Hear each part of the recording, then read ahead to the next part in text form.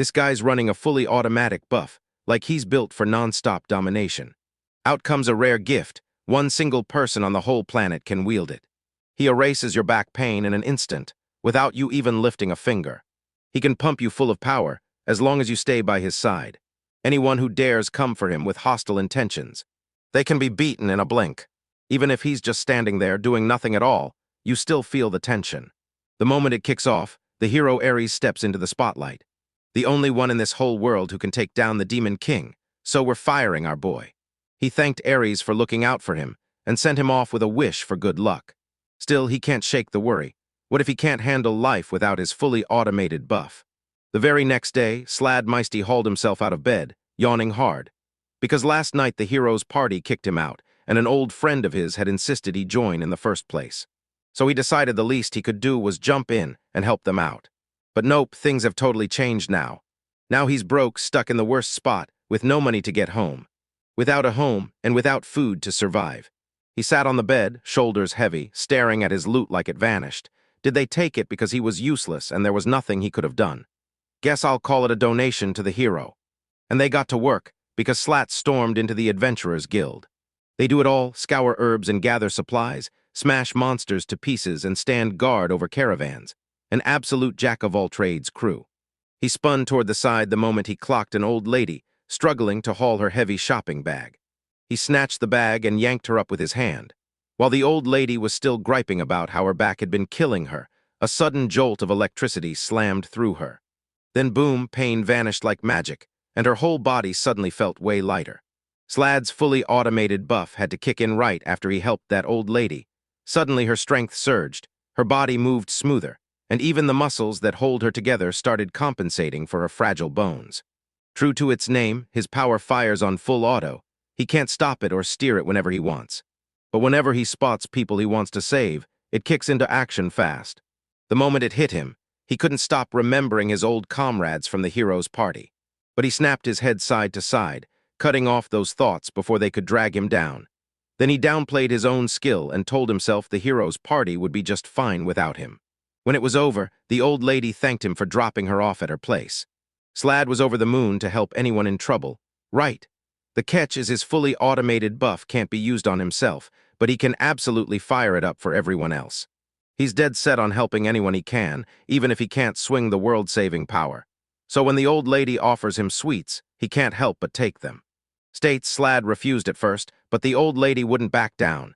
Then his stomach growled, and she shoved the food into his hands before he could even leave. As Slad burst into the Adventurers Guild. It was packed with adventurers, downing drinks, laughing loud, and causing total chaos. He strode up to the receptionist, who greeted him, and asked if it was his first day at the guild. Slad admitted he was a retired adventurer. Then she handed him a form and told him to fill it out. He needed to prove who he was, so he had to check in with HQ, because his badge wasn't on him. Once he was done filling it out, the receptionist grabbed the form, handed it over, and told him to sit tight while they finished their checks. Right then, Slad's ears snapped to a sudden commotion. An elf woman was screaming at a bearded man, furious that he dared to grab her peaches. Slad stared at the scene as it spiraled. He'd heard elves hate the smell of alcohol and skip bar-style guilds, but there she was, right here, nearly naked. Judging by that gear, the bearded man screamed, "Veteran," while the elf looked like a green rookie fresh from home. Then the bearded man snapped up and shouted. Slad burst in between them, scrambling to slam the brakes before things spiraled any further. The elf rudely jabbed a finger at him and barked, "Mind your own business," and the bearded man just nodded along. The bearded man wore a greasy, perverted grin as he bragged that he'd just been giving the elf a warm welcome to the guild, only for her to scream in utter disbelief. Slad threw in soothing words, then warned the elf. If he dared attack an adventurer stronger than her, he'd be the one facing her on his own turf. And that pervert, what he did was straight-up sexual harassment. That push pissed off the bearded guy, and the bloodlust started pouring out of him. Based on Slad's gear, he sized him up as a total rookie. He snatched his beer and launched it straight at Slad's face. Then he yanked Slad by the collar, ready to make him understand the hard way. Slad stayed cool and tried to talk him down, but it didn't last, and suddenly he had no choice left. So he made his choice and sprinted right after him into the open. Right as they were about to leave, the elf snatched Slad's hand and blurted out an apology. But she still got dismissed, and Slad yanked his hand back. And just like that, they got boxed in by countless, surrounding them from every side. Adventurers leaned in, glued to the brawl. Then the bearded guy fired up his skill. Skill surged, then a sharp dash, straight to Slad. Slad's eyes popped wide with pure shock, while the crowd buzzed about that beard guy and how he turned out to be a bear slayer. Ganza stands tall, the guild's only B-rank adventurer, which is exactly why nobody dares to cross him. The elf panicked, sure Slad would get crushed for protecting her, and then she spotted the receptionist hurrying back, looking specifically for Slad. He broke the news to her right away, and the receptionist instantly panicked. She's yelling that Ganza is in danger, and somehow she's got the elf completely rattled. Wait, did she just admit Ganza is the one who's actually in trouble? With a sharp turnaround, Ganza tore back in, then drove his fist forward and went straight for Slad. But every punch he threw got dodged with effortless ease. Slad launched himself to the side, laughing as Ganza's brutal hit landed, big as a giant bear. And somehow that only fueled Slad's shocking speed and made his wild, unpredictable combo attacks even harder to read. It's ridiculously sophisticated, or honestly, it's even worse than that. Ganza pounded him with another attack and snapped.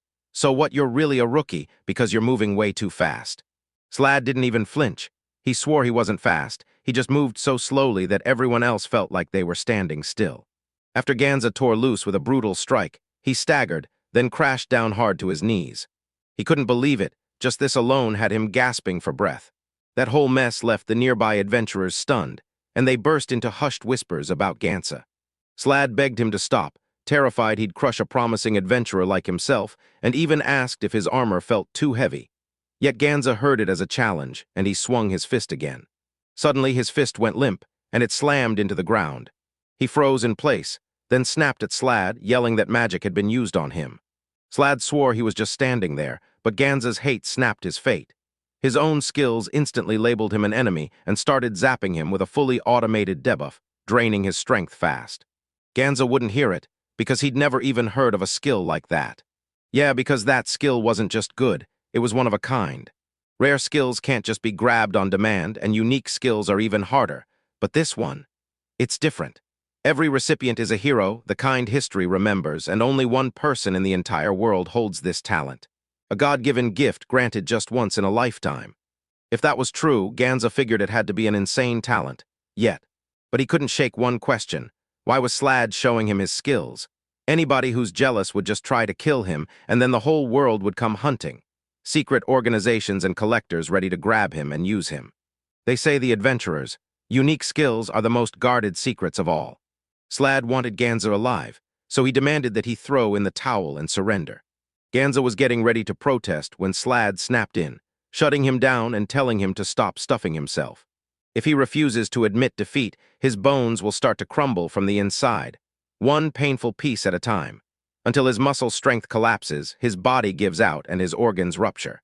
And when his consciousness finally flickers out, his heart will be crushed and he'll die. Ganza refused to bow and surrender. He dug in and fought back. Then it hit him like lightning had just struck his skin. He yanked him and slammed his head down. It felt like the whole universe pressed down on him, flattening his body into the ground. His armor suddenly felt like it weighed 1,000 tons, crushing him in an instant. So Slad snapped the question. Was his armor weighing him down? Because the muscle loss hit way harder than he expected, and if it keeps going like this, Ganza is in serious, fast trouble. Once again, he demanded that surrender with no room left to refuse. But Ganza digs in his heels and won't budge. Slad was practically on his knees, begging him to give up and surrender. He's going to die right here. Right then, the receptionist shouted down the hall for Slad, the SSS rank adventurer, and said, they told Ganza that the guild master wanted to see him, and Ganza was totally thrown off, because Slad wasn't even a rookie. And then his strength finally gave out. He collapsed and passed out. The Slad sighed and relief hit at once. He totally passed out, and with his skill finally deactivated, all that hostility just vanished. He spun around the moment he heard footsteps pounding toward him. It was him, because that nearly naked elf from earlier was closing in like he was about to scoop him up in a hug. She couldn't help it. She burst into relief knowing Slav was safe, because she was terrified he'd get hurt because of her. Slad snapped back to his feet and hurried to apologize, making sure the elf who'd introduced herself as Ethica didn't worry for him. Slad shot out another apology, and Ethica burst into gratitude right after. The crowd leaned in and whispered in tight little pockets, all of them gossiping about Slad's rank. Just as everyone held their breath, the guild master finally burst in. He and the rest of the guild staff bowed low to Slad and swallowed their pride, apologizing for everything Gans had done. That moment hit Slad like an electric shock, so awkward he basically wished the guild master had never opened his mouth. They kept talking inside the guildmaster's office, and the guildmaster couldn't believe it. An SSS rank adventurer had just walked into their guild. Even when Slad barked that he'd quit and used to be an adventurer, the guild master just shrugged it off as humility, because people love to whisper that Slad is the weakest dragon slayer alive, so feared that even his mere presence is said to be unrivaled, and that he's basically invincible and somehow still unemployed. Slad couldn't stand it, because the title claims his power is normal, yet his two fully automated skills rip through the fight. His automatic buff supercharges his allies while his automatic debuff crushes his enemies. With all that behind him, he crushed expectations. Those rumors spiraled out of control, and next thing he knew, he was already stomping around as an SSS rank adventurer.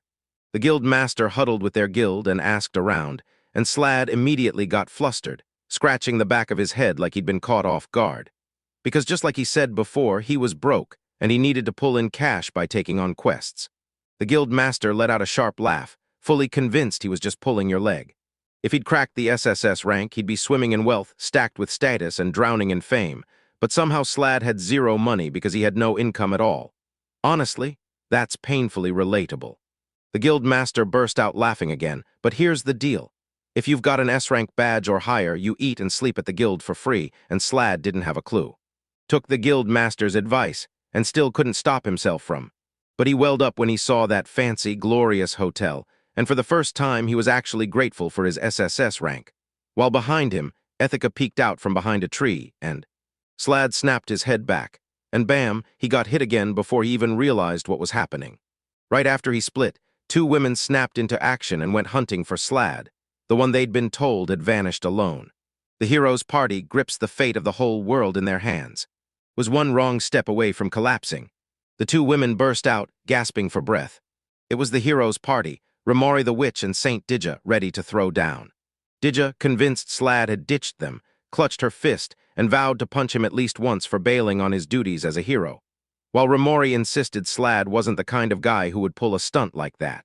That he was the one who taught her the common language from zero, even though she was only half demon. She was sure he'd never pull something like that, so Digio's not stopping until she smacks him for turning his friends into wrecked, broken shadows.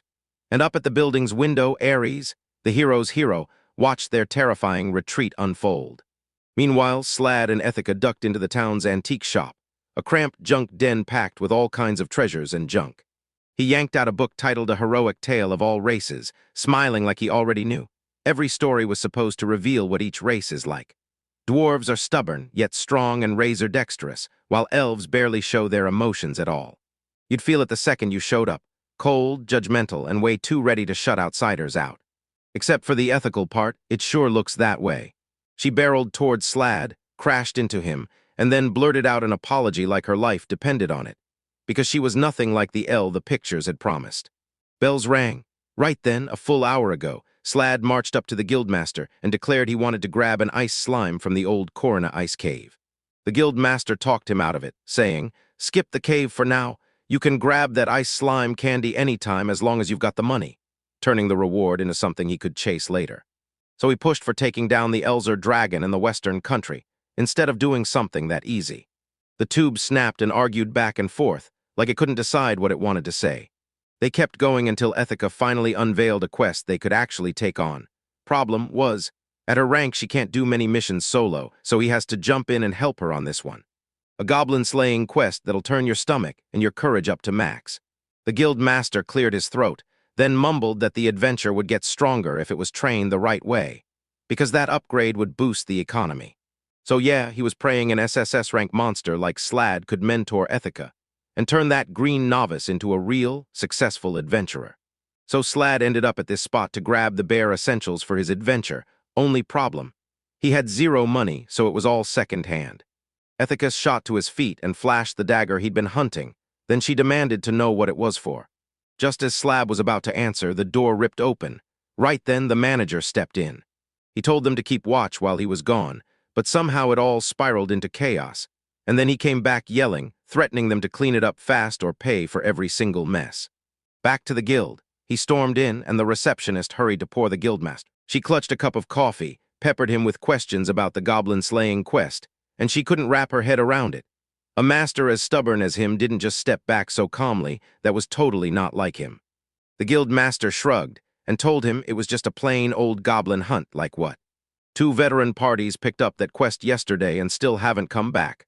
So yeah, this happens constantly, and the only thing we can guess is they're off taking some detour. Just to be safe, he gambled on an SSS rank, because Slad and Ethica pushed through the forest to start the goblin quest. Because goblins are basically the size of kids. Eldrin Ethica swears she spotted them a few times in the elven forest, and Slad agrees. Solo, they're not that formidable, so they drop their guard. But once they group up, they turn into a real threat to nearby villagers, which is why they have to be wiped out again and again. And yeah, there's that nasty rumor too, kidnapping women and doing awful things to them. So I'm pretty sure those aren't just random monsters, they're hobgoblins. Hobgoblins are a savage mutation that only hits male goblins for a single generation. Unless a male manages to impregnate a female from the surface races, spawning descendants. Either way, they hit harder and think sharper than regular goblins. He wouldn't shut up about hobgoblins until it finally hit him. Realizing his excitement was spilling out non-stop, he couldn't stop rambling. He just had to share every bit of hard-earned adventurer knowledge. Attica keeps grinning like none of this can touch him.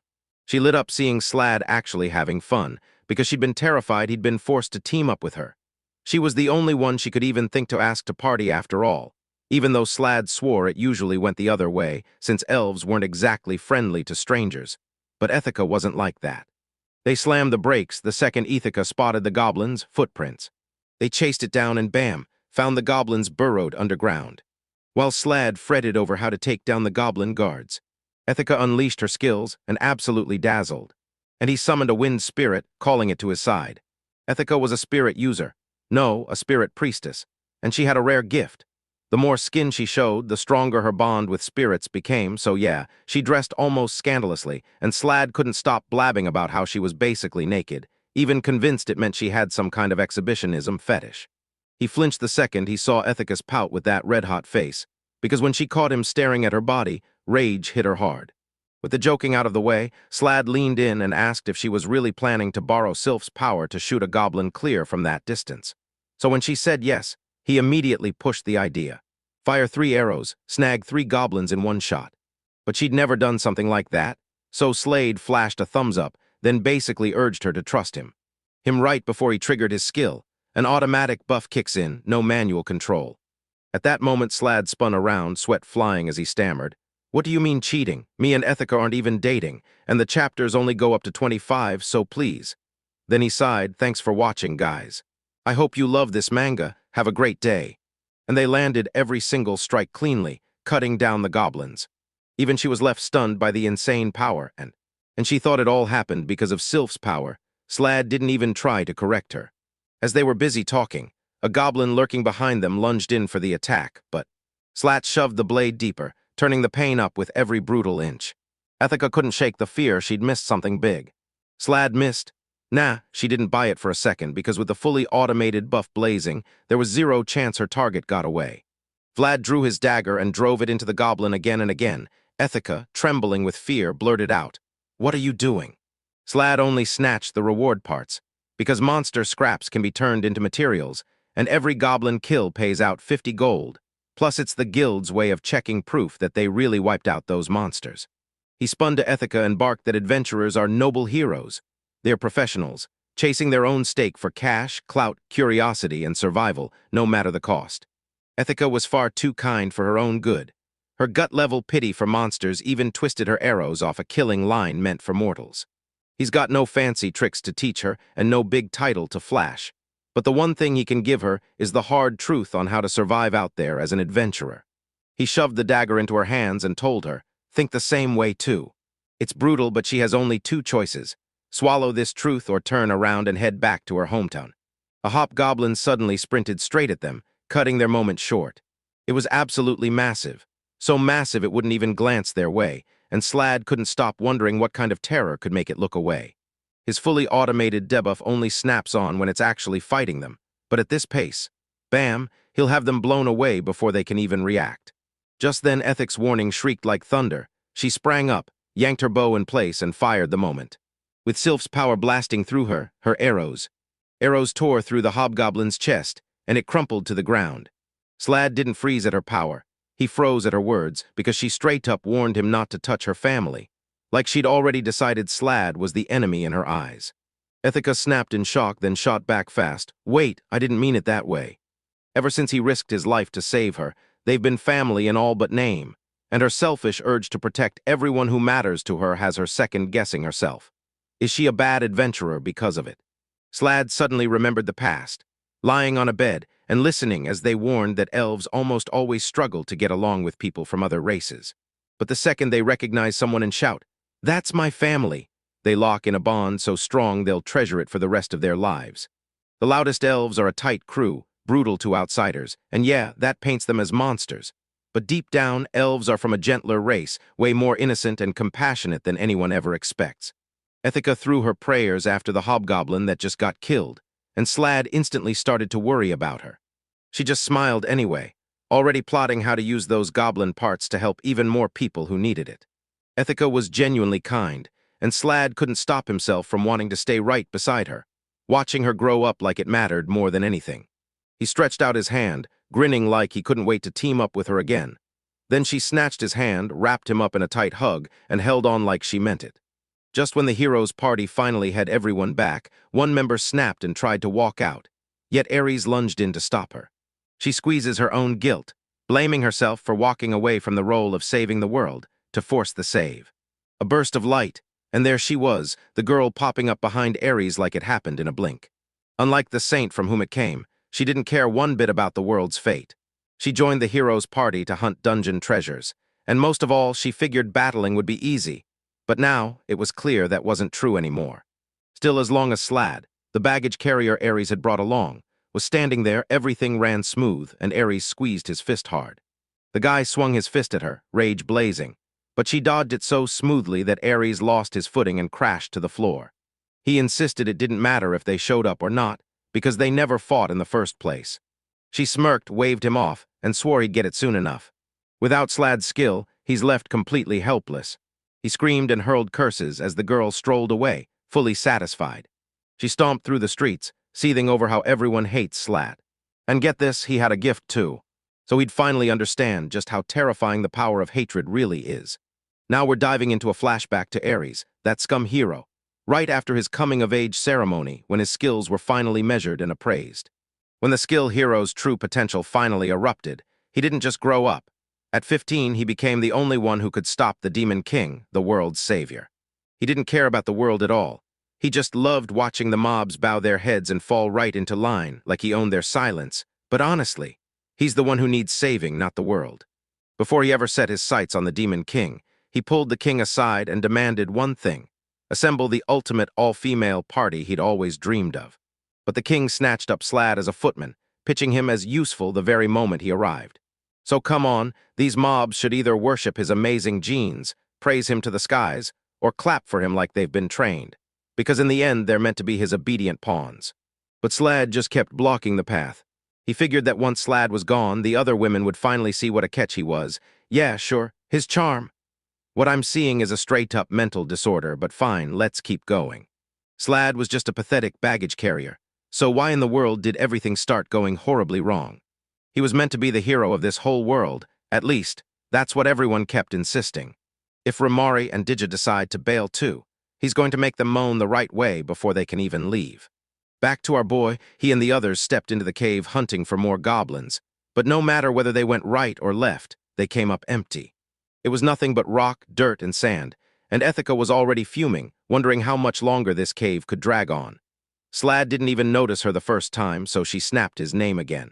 This time he finally turned, apologized, and asked if he should kill the torch so the goblins wouldn't spot them.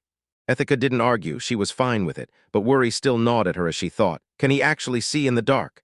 Give it time, though, Slad's eyes will adjust and lock in. While he's been stalking that thief-class teammate from the shadows, he may not be able to disarm the traps, but he can still copy their moves and try. He begged Ethica to watch from behind with her elven night vision, and Ethica instantly agreed. She couldn't shake the feeling. Why was he being so careful when the hobgoblin she'd already beaten could have been the Goblin King? Finding a hobgoblin that huge is almost unheard of, so yeah, this is definitely that situation. But it drives Slad crazy that it's acting so erratically, it never even catches sight of them. It was like something was chasing it, and it sprinted from its own fear. They froze mid-motion when Ethica spotted a bell. She laughed, absolutely sure nobody would fall for that painfully obvious trap. Then the ground under her feet suddenly caved in. Her pride got crushed, and she nearly toppled right to the ground. Thankfully, Slad snatched her hand at the last second and yanked her back to safety, because right beneath them, a sneaky trap waited for a goblin that was way too smart. Her voice rang through the pit, and she realized just how far down it went. The pit was placed like it knew exactly where they'd step. If they tried to dodge the bell, they'd slam straight into it. If Slad was right about this being so clever, then a goblin shaman had to be behind it. Someone who twists curses and dark magic from nothing but hate and bitter resentment. Slab wrestled with the idea, crawling under the bell might work, but one goblin wandering by could spell disaster, and he refused to risk Ethica. Then he stared at her and snapped, grabbing her shoulders. Summon a gnome and earth spirit. Make it as small as you can. Ethica shut her eyes tight and clasped her hands like she was bracing for something huge. Summoning a gnome. It was big enough to fit right in her hands, so she had everything riding on it. Then Slad whooped her on and their plan kicked off. After a bit, the air suddenly filled with the loud, nasty sounds of goblins. Then out of the darkness, 3 goblin-looking figures crawled into view. Right when it clicked for him, the goblins showed their cards. They knew the exact spot of the pitfall, and they were steering him straight onto the Naruko trap on purpose. But yeah, right when you think you're safe, there's another trap waiting in that same spot. And just as the goblins finally halt, right there, Ethica snapped her bowstring and drove an arrow straight into the goblin, blasting it down. Ethica whipped around to Slad and they slammed high fives, and the grin on her face said everything. His plan had actually worked. Slad scratched the back of his head and muttered that if a smart goblin was calling the shots, the underlings would have already been told where the trap was. When the trap snapped into place, he spotted Ethica, and the memory of that earth spirit, the gnome, hit him hard. So he ordered the gnome to widen the hole beneath the sound trap, digging deeper like it had a mind of its own. The goblins bought it, thinking the route was safe. Then they tumbled straight into the hole. It was a clean little plan, and the trick of outsmarting the enemy was something he picked up from an old comrade. Ethica clutched the gnome, heart heavy with guilt, convinced it just didn't feel right to refill the hole before they even moved on. The blushing little gnome shot his hand up and volunteered to do it. So the two pushed deeper into the cave, and Slad scanned that bell like a hawk, only to find nothing but emptiness and no treasure. And the big thing, there were 4 linked paths. One of them was the way they'd just come from. So many footprints were stamped on the floor, and it looked like you'd have to slip through this room to get in and out of the others. Rooms lay ahead like a trapdoor, meaning the goblins would almost certainly stream through. Ethicus wanted the gnome left there, certain it would wipe out every goblin that came by, but Slad snapped back. Spirits can only show up one at a time, and they can't be spaced too far apart, so the gnome had to ride with them right up front. Ethica decided to call in a giant gnome to fight with them this time, just as Slad tried to stop her.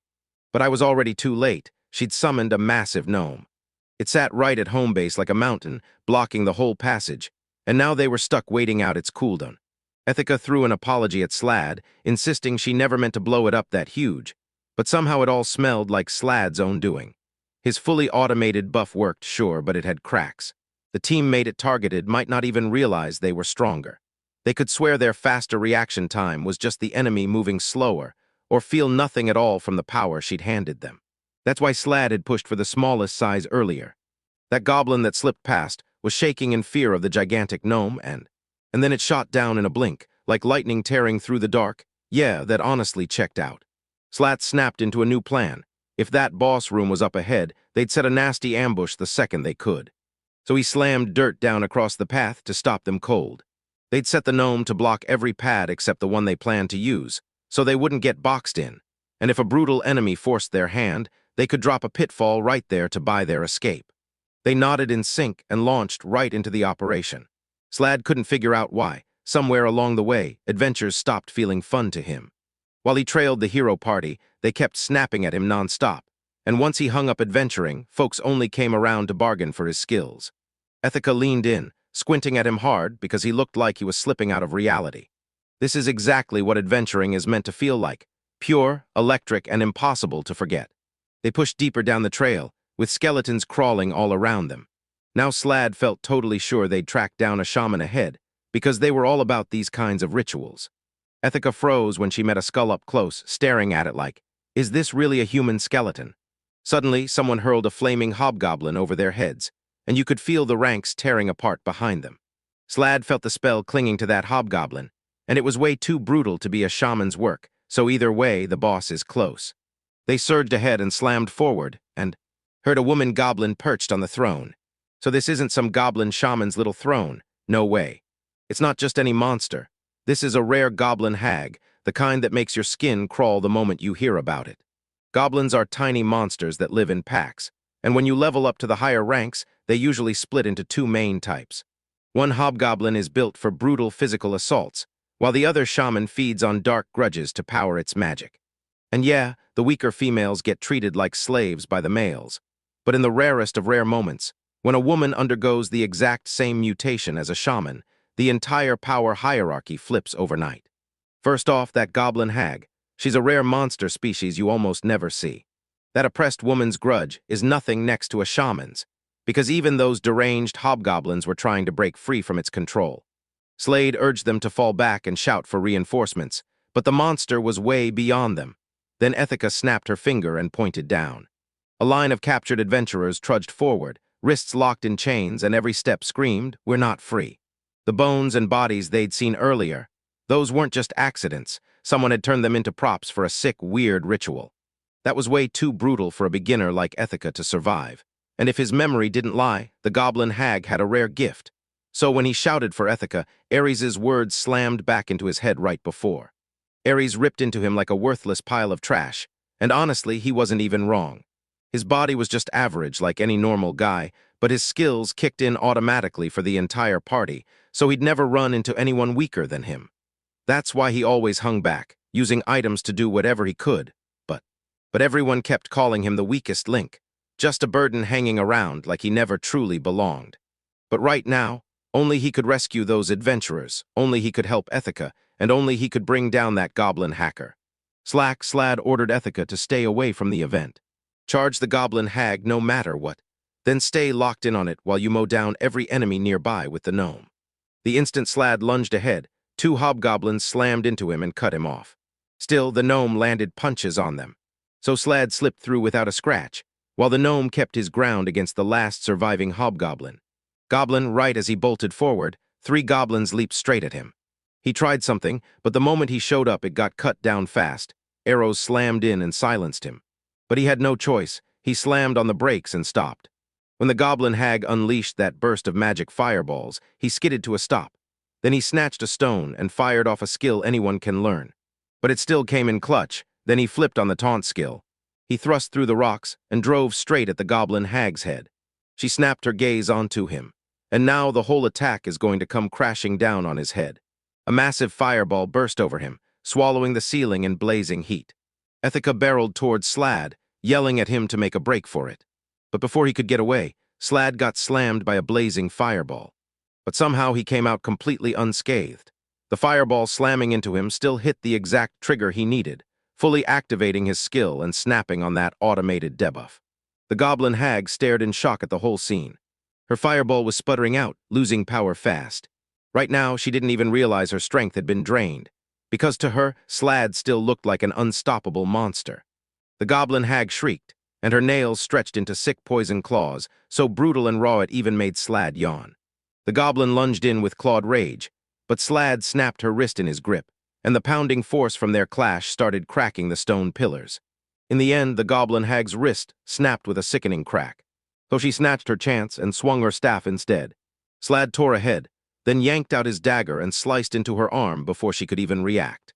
And just like that, its magic and poison claws become totally useless. With the goblin hag pinned to the ground, she finally had no power left to stop it. The hostility still hadn't vanished, so Ethica burst over and demanded answers. Since he already knew her rank, he figured he'd just come clean and tell her that. He tells her his one-of-a-kind, fully automated debuff is chewing through the goblin hag's power, and now she can't even stay on her feet. A fully automated debuff slashes the target's attack power down to absolute 0. then starts aging them at a brutal pace, second by second, without changing how they look, and once she's even lightly touched, it surges harder. That's why her bones instantly turn to dust from just a weak grip. Ethica scrunched at his skill like it was disgusting. But if it truly wipes out her hostility towards Slad, then no matter how messy it looks, everything's going back to normal. For a goblin hag who spent her whole life stewing in hatred, forgiveness might not even be a real thing. Ethica saw that and felt it was downright heartbreaking, like maybe ending it fast would be kinder. But she couldn't. Goblin hags carry a brutal death curse. When you kill them straight up, the curse bites back at the killer, and it's rare enough to be terrifying. So instead of going for the finishing blow, hunters aim for poison or a wound that won't kill on contact, letting the hag bleed out.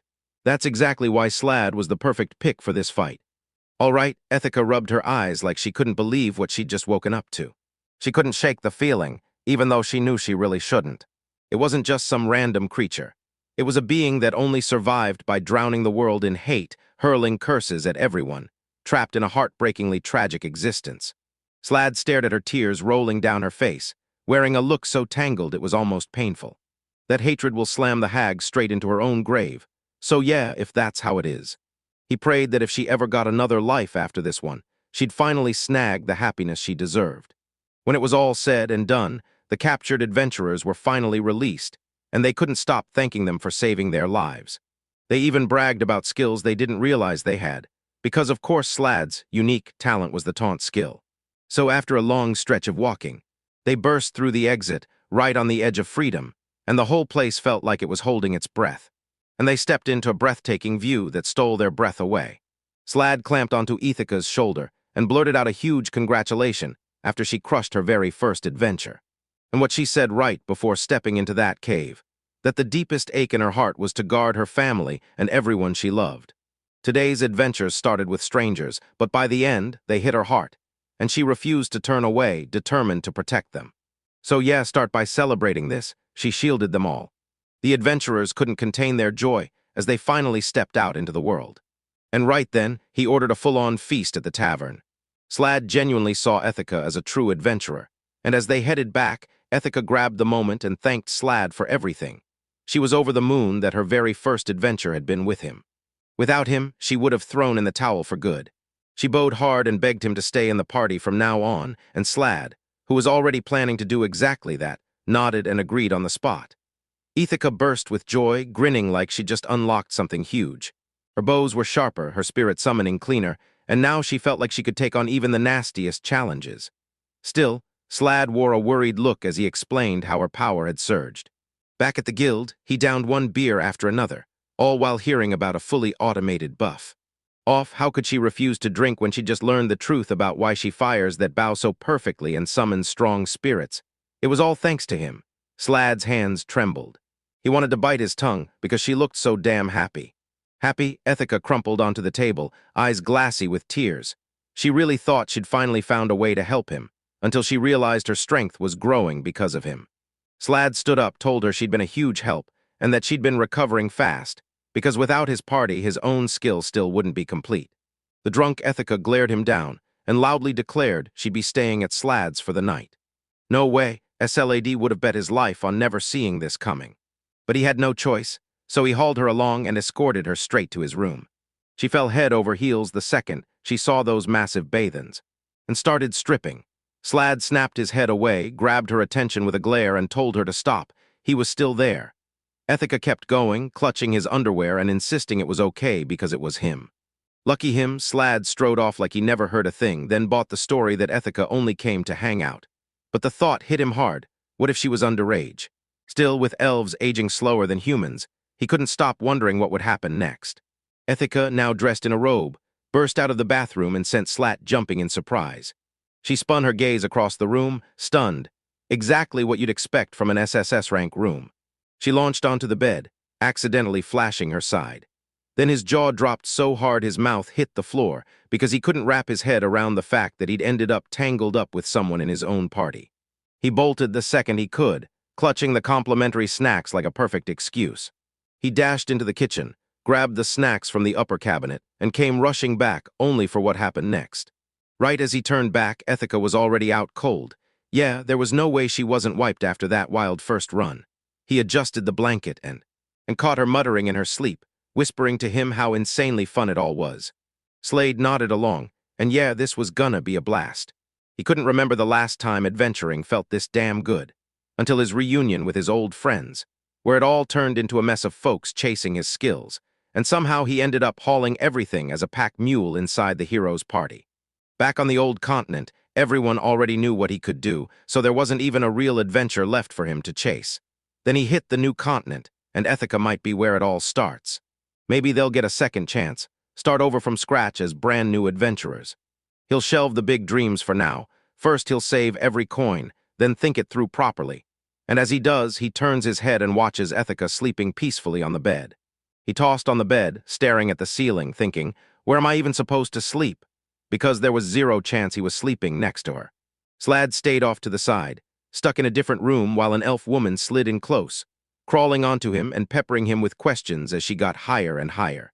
It's like he's begging her to spill every worry, every fear, and everything he can't shake, until the weight finally lifts off his shoulders. If he was ready to step up, he could still redeem her. She'll lock in with him completely and give her all. Slade's calm shattered. He went bright red at her words, and now he couldn't stop thinking. Did she mean marriage? Ethica had crashed into sleep on his bed, sweet, pure, and totally childish. But her body was a whole different story, and those thoughts hit him like a slap. He snapped his head hard to clear it all away and grabbed the S-rank special privilege booklet instead. What he stumbled into was basically a free pass to the night district. Because in mixed-gender parties, one careless night can shatter the whole group, and the guild knows it, so they step in and offer the service as a courtesy.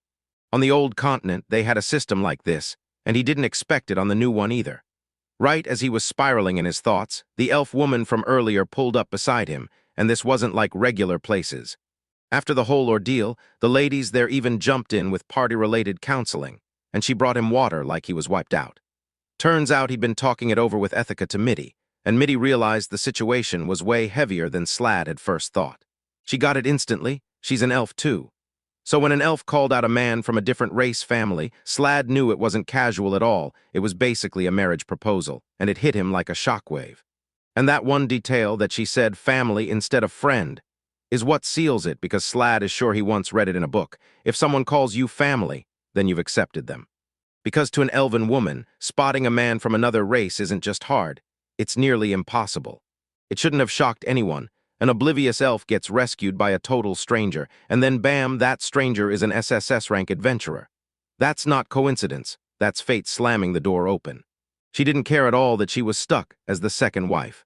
Slade shoved her aside in a hurry, insisting it was hopeless, because he had no money. Back in that forest, Ethica probably had nothing but spirits as friends, because her elf body was considered chubby. So men wouldn't even spare her a glance, and yeah, other women snapped with jealousy over her spirit-wielding powers. Slade couldn't help but wonder if Mitty was an adventurer too. Turns out she was, because she'd already made it to C-rank back in the day. Mighty suddenly leaned in close and planted a kiss right on Slade's ear. They were whispering that if Ethica suddenly kissed his ear like that, it could only mean one thing: she was giving him the green light. And if he kissed her back, it was his way of saying, yeah, I'm in. No matter what he picked, she demanded he keep Ethica safe, because elf women love hard, but they'll never forgive a betrayal. Slade told Mitty to quit threatening him like it was nothing, yet she only seemed to enjoy poking fun, even offering an extra service where she could turn into his party members for roleplay. Slade shut it down fast and begged her to stop dragging him toward a dark path. The very next day, Ethica dove into the hotel cafeteria's food like she hadn't eaten in a week. Slade just walked in, slid into the seat across from her, and the server dropped his meal right in front of him. Ever since Mitty dropped the word marriage, he couldn't stop spiraling. Now he didn't know how to act around Ethical at all, so he tried to tell himself it was just Mitty overthinking. He couldn't even bring himself to ask Ethica straight up, because if it was just a misunderstanding, the embarrassment would kill him. After they finished eating, the two rushed to file their report, and the receptionist nearly choked on disbelief when they said they'd beaten a goblin hag. The guild started planning to send a priest to pray for the fallen goblins, because most parties get slaughtered by something like that. The wild part, they both walked out alive. Ethica bragged that Slade knew every trick the moment he stepped in, and that's how they pulled it off. Slade just shrugged and said he wasn't a wizard, he'd only read about it in a book. He tried to deny it, but the receptionist didn't even hesitate. An SSS rank adventurer like him was basically proof enough. Slad kept asking himself if SSS rank was really that amazing, and the receptionist stared like, "Wait, you're wondering that?" Because somehow he'd wound up in SSS without even realizing it, so he never bothered to think twice. The receptionist straight up told him, "First you need a warrior aptitude or a monk aptitude skill just to get in the door.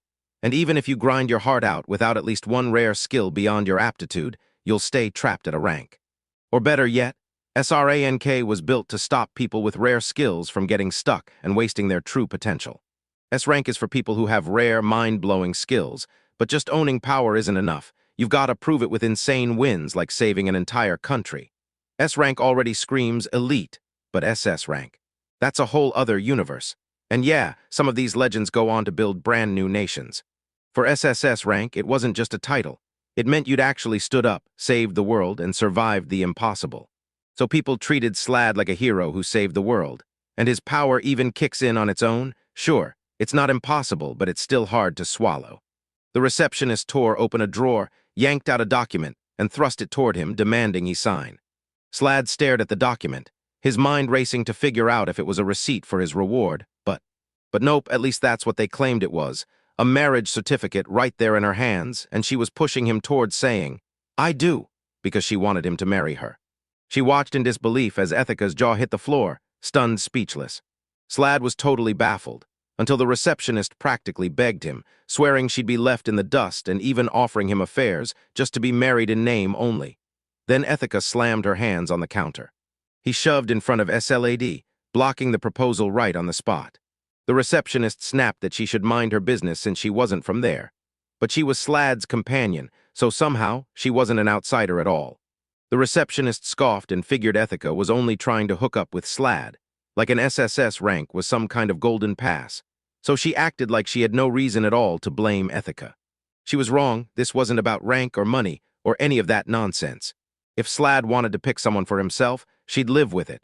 But she refused to let him marry a person chasing only his status and money.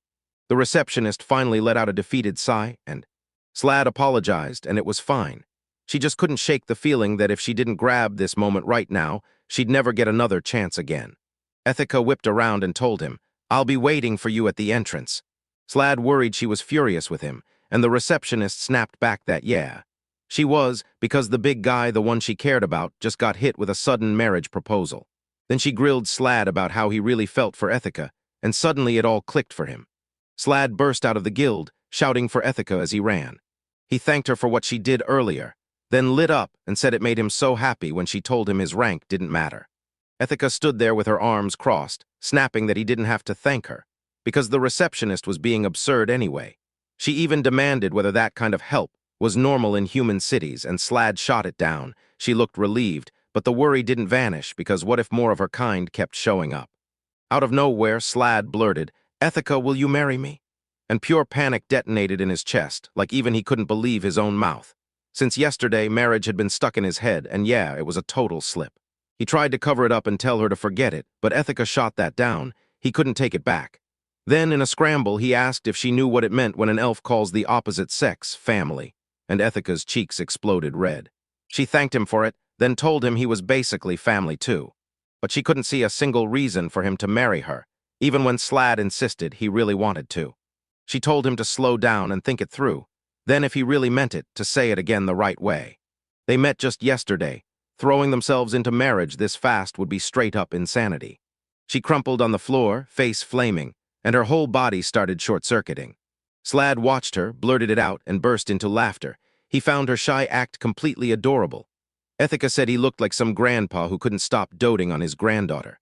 Slad shot her a grin, grabbed her hand, and pushed her toward the gear hunt before the shop slammed shut. While he was out shopping, Slad suddenly remembered what the receptionist had told him earlier. Somehow, without even noticing, he wound up on this brand new continent, like fate had been dragging him toward it the whole time. Someone who truly sees him the way Ethica does, but he still couldn't shake the question, was family really supposed to feel like this? He had to crack it one move at a time, figuring everything out step by step. Because their adventure is just kicking off. A hotel staffer slammed on Slad's door and told him someone was waiting downstairs in the lobby. Only problem, the call sounded totally abandoned. Once he hit the lobby floor, a woman stepped up and greeted him. Sichca the bandit, once a member of the hero's party, flashed a grin, and waved at Slad like they were old friends. They kept bickering back and forth. She pressed him for the real reason she'd come, and Sichca had 3 bombshells ready. First, the one thing she knew would hit him hardest. The hero's party is one bad move away from getting completely wiped out. If that happens, everything collapses, right then, and the whole world ends. Aries, Raori, Henry, and Diga kept battling monster after monster, until they were stacked up in a bloody mountain of bodies. Aries clicked his tongue, bragging that this time it was harder than ever. Digio froze as monsters came barreling past the rear guard, and Aries snapped that it felt like a straight-up insult to him. Their bickering got cut short when Raori jumped in and explained that Slad would usually brief her on the monsters, traits, and their weak spots. Digius just nodded along in silence. But when it came time to find Slad, they couldn't get him anywhere, even after wandering the city with no real direction. And yeah, beyond slats, Sichca was a real powerhouse too. So if she's gone, Aries still hasn't lifted a finger to search for her, or even bother recruiting fresh members, making her stop cold, wondering what Aries could possibly be thinking. 3 surged forward on Aries' command. Before long, they ran straight into a wyvern.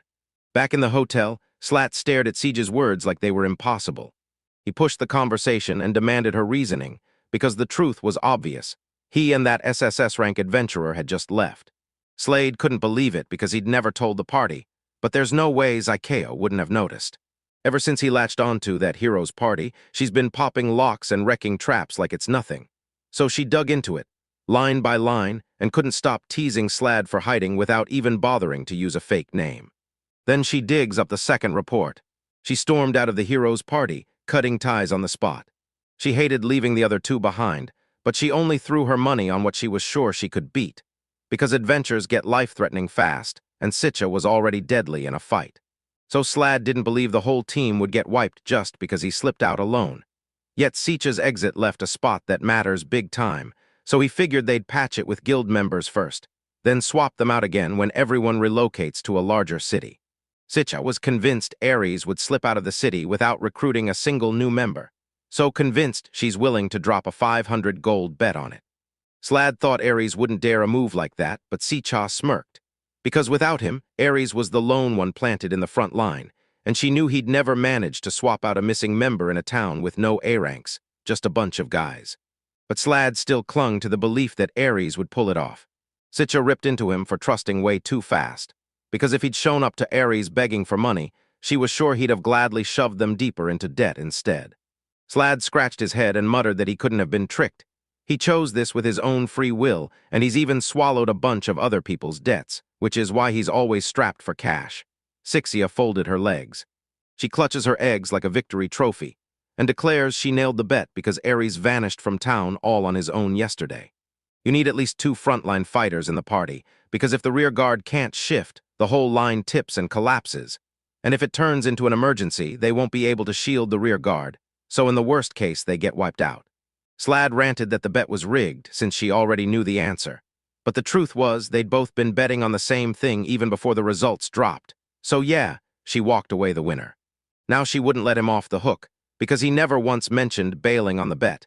But if he sat through her third story, maybe she'd finally forgive him. And then, just like that, everything snapped into place.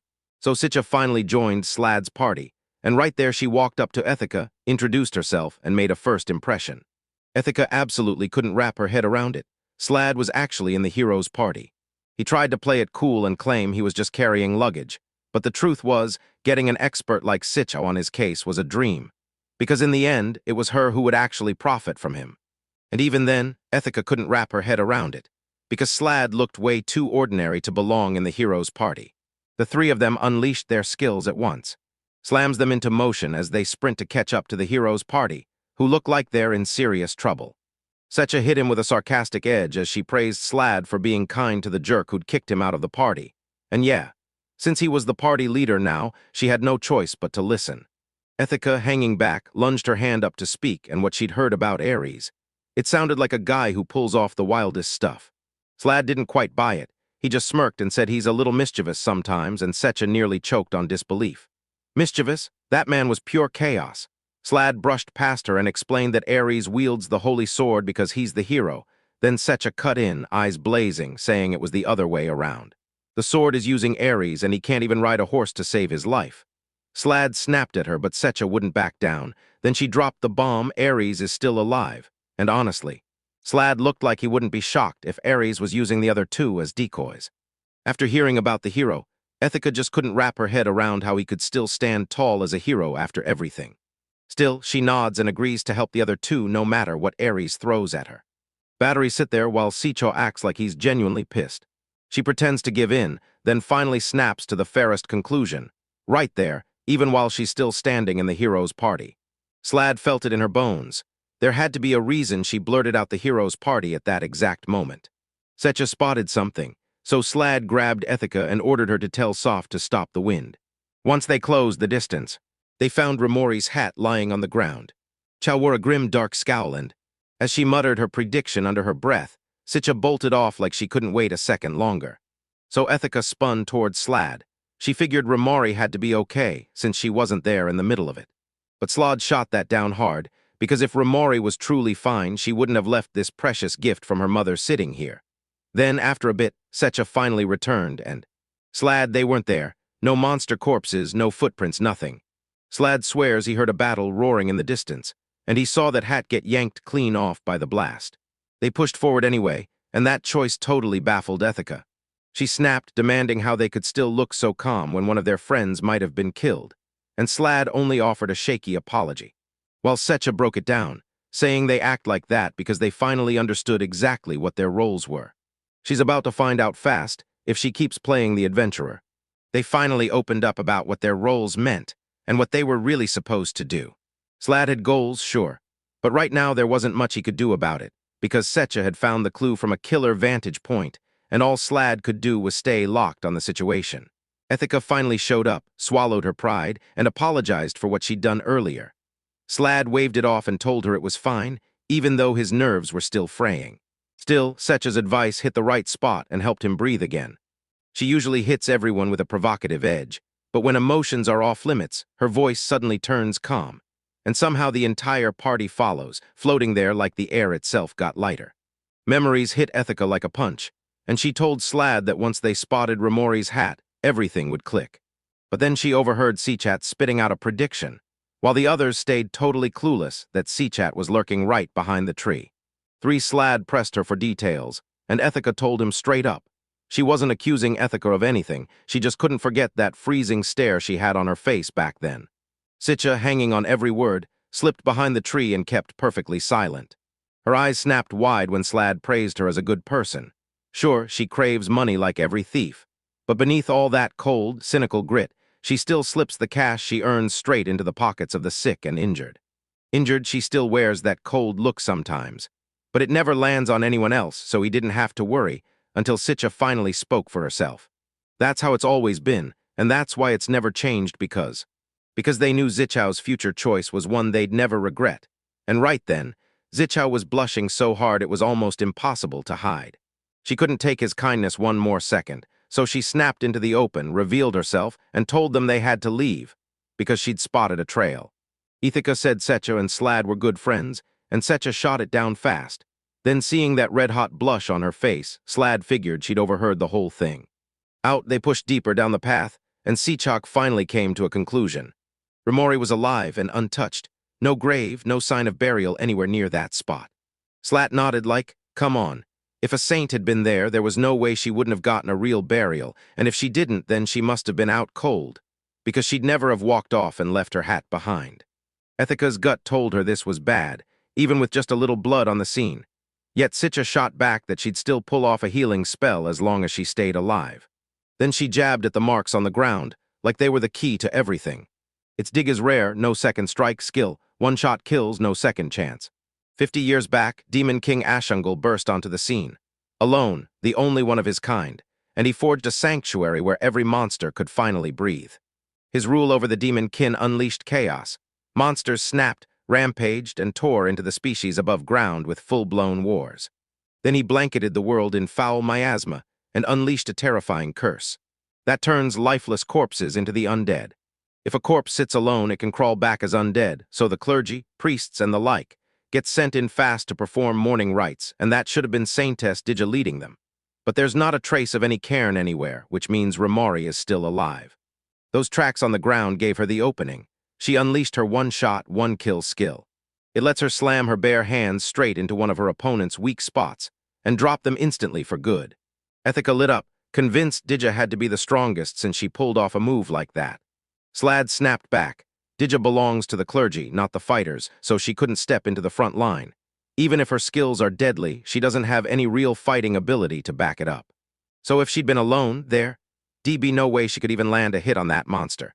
Meaning this skill wasn't a choice for her at all. They'd been shoved into a corner and forced to use it just to run. He begged for us to keep our talk a secret, because those unique skills are touchy business, especially with Diga. And lucky for me, there were only 2 footprints I could follow, likely because Diga had Raori riding on her back the whole way. They'll likely close in on them any moment now. Cue the earlier brawl. Rewind to that fight.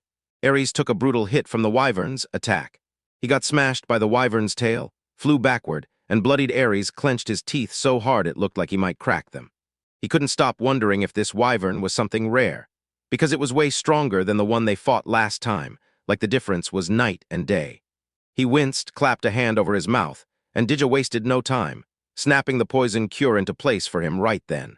He slammed his way up, and the wyvern shot into the sky before it could, Raori snarled as she came roaring back down with a screech, then snapped her staff straight at the wyvern. She chanted the wind cutter spell and blasted the wyvern straight in the face, triggering a massive explosion. Wind cutter might be basic magic, but it absolutely wrecks flying enemies. So when she faced the wyvern before, one single cast was all it took to send it crashing down. Next, for once, that wyvern didn't drop, it refused to fall. Oh no, she completely botched the aggro control. The wyvern charges at her, all set to strike before she even has time to blink. She threw a desperate look over her shoulder, begging for help. Aries was right there, wearing an icy stare that gave nothing away. He flashed a smug smirk like she was already doomed, and he should have gone for her a lot sooner. What a total waste. Raori screamed at the wyvern to just drop dead right as it opened its mouth to chomp her. But before it could make its move, "Did you just shoot forward?" She lunges forward and blasts the wyvern right in the face with her fist, stopping its attack. She spit out a curse, activating her deadly one-shot, one-kill ability. A wyvern exploded into shimmering dust as Diga watched it vanish. She was gasping for air, yet she fought to stay on her feet as her whole body shook uncontrollably. She snapped her head toward Raori when she heard her mumble Slad's name through the sobs. If Slad were here, he'd absolutely pick to cover Raori the exact way she did. But if he limps out hurt, she'll rush in and heal him on the spot, and he'll thank her with real gratitude. Even though he never wore a lick of armor, he was just the bag carrier, and the most defenseless one in their whole party. Right then, Aries' laugh ripped straight through her thoughts. He burst into applause, insisting she was the one built for fighting. Diga, still facing away, snapped that Aries should have protected Raori, then wheeled around with rage. She said a fighter like him was the only one who should have stepped in, yet Aries stayed cool and shrugged that his sword couldn't reach from that far.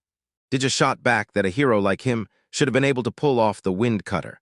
Aries erupted into hysterical laughter, swearing he'd forgotten all about that beginner spell like wind cutter because he was too busy mowing them down with his sword. Yet even if Raori lived or died, his magic was still ready to crush them. Right then, Diga gets snatched up and handed over out of nowhere, and he slammed into Aries' cheek with a brutal slap. He was rock-bottom scum, and somehow they still had the nerve to question what he'd done, right before she swung and slapped him. Diga brushed off his tantrum, threw Raori over her shoulder and dashed her to safety, because they could talk later. Aries flashed a predatory grin. He didn't care that Diga had to stay spotless to join the clergy class, because tonight he was going to harass her, and that included Raori, the moment they stripped their equipment off.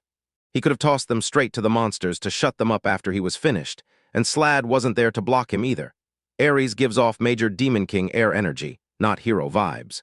Back at Slad's party, Ethica chased through the woods until night had fully fallen, and there, deep in the dark, she spotted a lone house.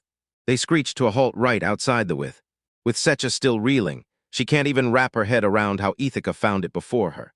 With only 2 sets of footprints to go on, Slad's mind raced about the mansion's missing owners, even if the rain that hit the area lately could have muddied the trail.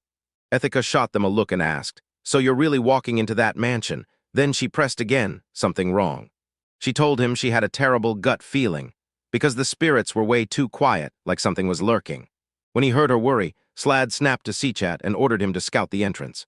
Ethica tried to brush it off as just a feeling, but Slad snapped, "Trust your gut always." From now on, she'd have to speak up the second something felt wrong. They had to check anyway, because it was the smart move, even if nothing turned out wrong. Sichca burst back, telling them the mansion wasn't just haunted, it was a monster all on its own. Slad had the same nasty feeling, because he knew of 3 monsters that use buildings as traps. The imitation house, a magical thing that swallows you the second you step inside, and the ghost mansion, which hauls up undead from within its walls and unleashes non-stop horrors the moment you get close. But they've stumbled on that imitation house before, and it sent chills down their spines. No one owns that place, so nobody could have opened the door. And if it was some ghost-ridden mansion, Diga would have caught it instantly, thanks to her undead detection skill. But there's not a single clue they turned back, so that leaves only one answer. This is the 3rd monster. A one-of-a-kind monster, unlike anything anyone's ever seen. Slad slammed his knuckles against the mansion's door and waited for it to open. And then boom, he teleported right inside. Then a pigtail-sporting girl threw open the doors and welcomed him straight into her dream mansion. She was tiny and tucked behind her back were wings. Nightmare Fairy, a monster so weird it felt unreal. Just a bit earlier, while we were talking about that Nightmare Fairy, Sichca crouched behind a tree, trembling at the Nightmare Fairy the legends swear will crawl out of the dark. There have only ever been 16 recorded, truly unique monsters in existence, and every single one was said to match the gods in raw power, so nothing from above ground could survive their strength. Slad needed a pep talk, because the Nightmare Fairy is no ordinary monster from this world. It slips in as different creatures, and in some regions people even treated its unique form like a god.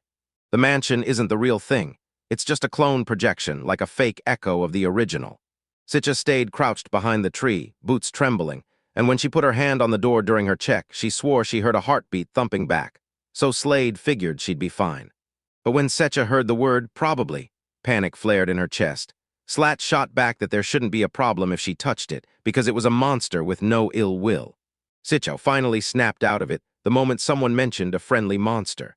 Slad wasn't convinced it matched their values at all, because surviving the Nightmare Fairy's dream wasn't skill or strategy, it was pure luck. Step into that mansion and you never wake up again. That's the rule everyone lives by. The trembling sea-shot wheeled around and chose to slip away from her. Ethica snagged her to keep her from falling, but Sichca was shaking with pure terror. She couldn't, not in a million years. Slad might have called it a unique monster, but in Sichca's head it was just a demon king. And that's when Ethica started to wonder, why was the demon king suddenly being brought up at all? And Sichca laid it all out, how the demon king, the one terrorizing their world, came to be. The world got labeled as the weakest of all 16 unique monsters. Ethica finally got how bad this really was, and she couldn't wrap her head around the fact that the demon king was the weakest, until Slad's calm voice cut through the chaos. He said the Nightmare Fairy was ranked 8, and since the list was based on strength, that meant she was probably smack in the middle of the pack. Sichca burst into tears, and that alone made it clear. The Demon King was basically a rookie next to it. So if he's right and they can get back by luck, then we should just wait outside for them. Slad's not totally convinced the other 2 will make it. But yeah, getting Aries back would be next to impossible. People thought the Nightmare Fairy was dumping nightmares into their heads. But nah, she was showing them their own dream they truly wanted, dressing it up like a dream so it felt real. Slad shoved himself to his feet. They said, "We'll deal with it somehow," and stayed cool while the pressure hit. Sichca couldn't believe where that confidence even came from, but Slad's old party still pulled it off, stunningly beating a one-of-a-kind monster. They both erupted in stunned screams. That was the first time Sichca ever heard that story. Slad admitted it like, "I was just in the right place at the right time."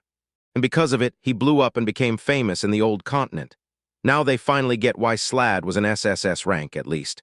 But Slad hesitated, because their current party wasn't as full as his old one, and he feared dragging them into this could backfire.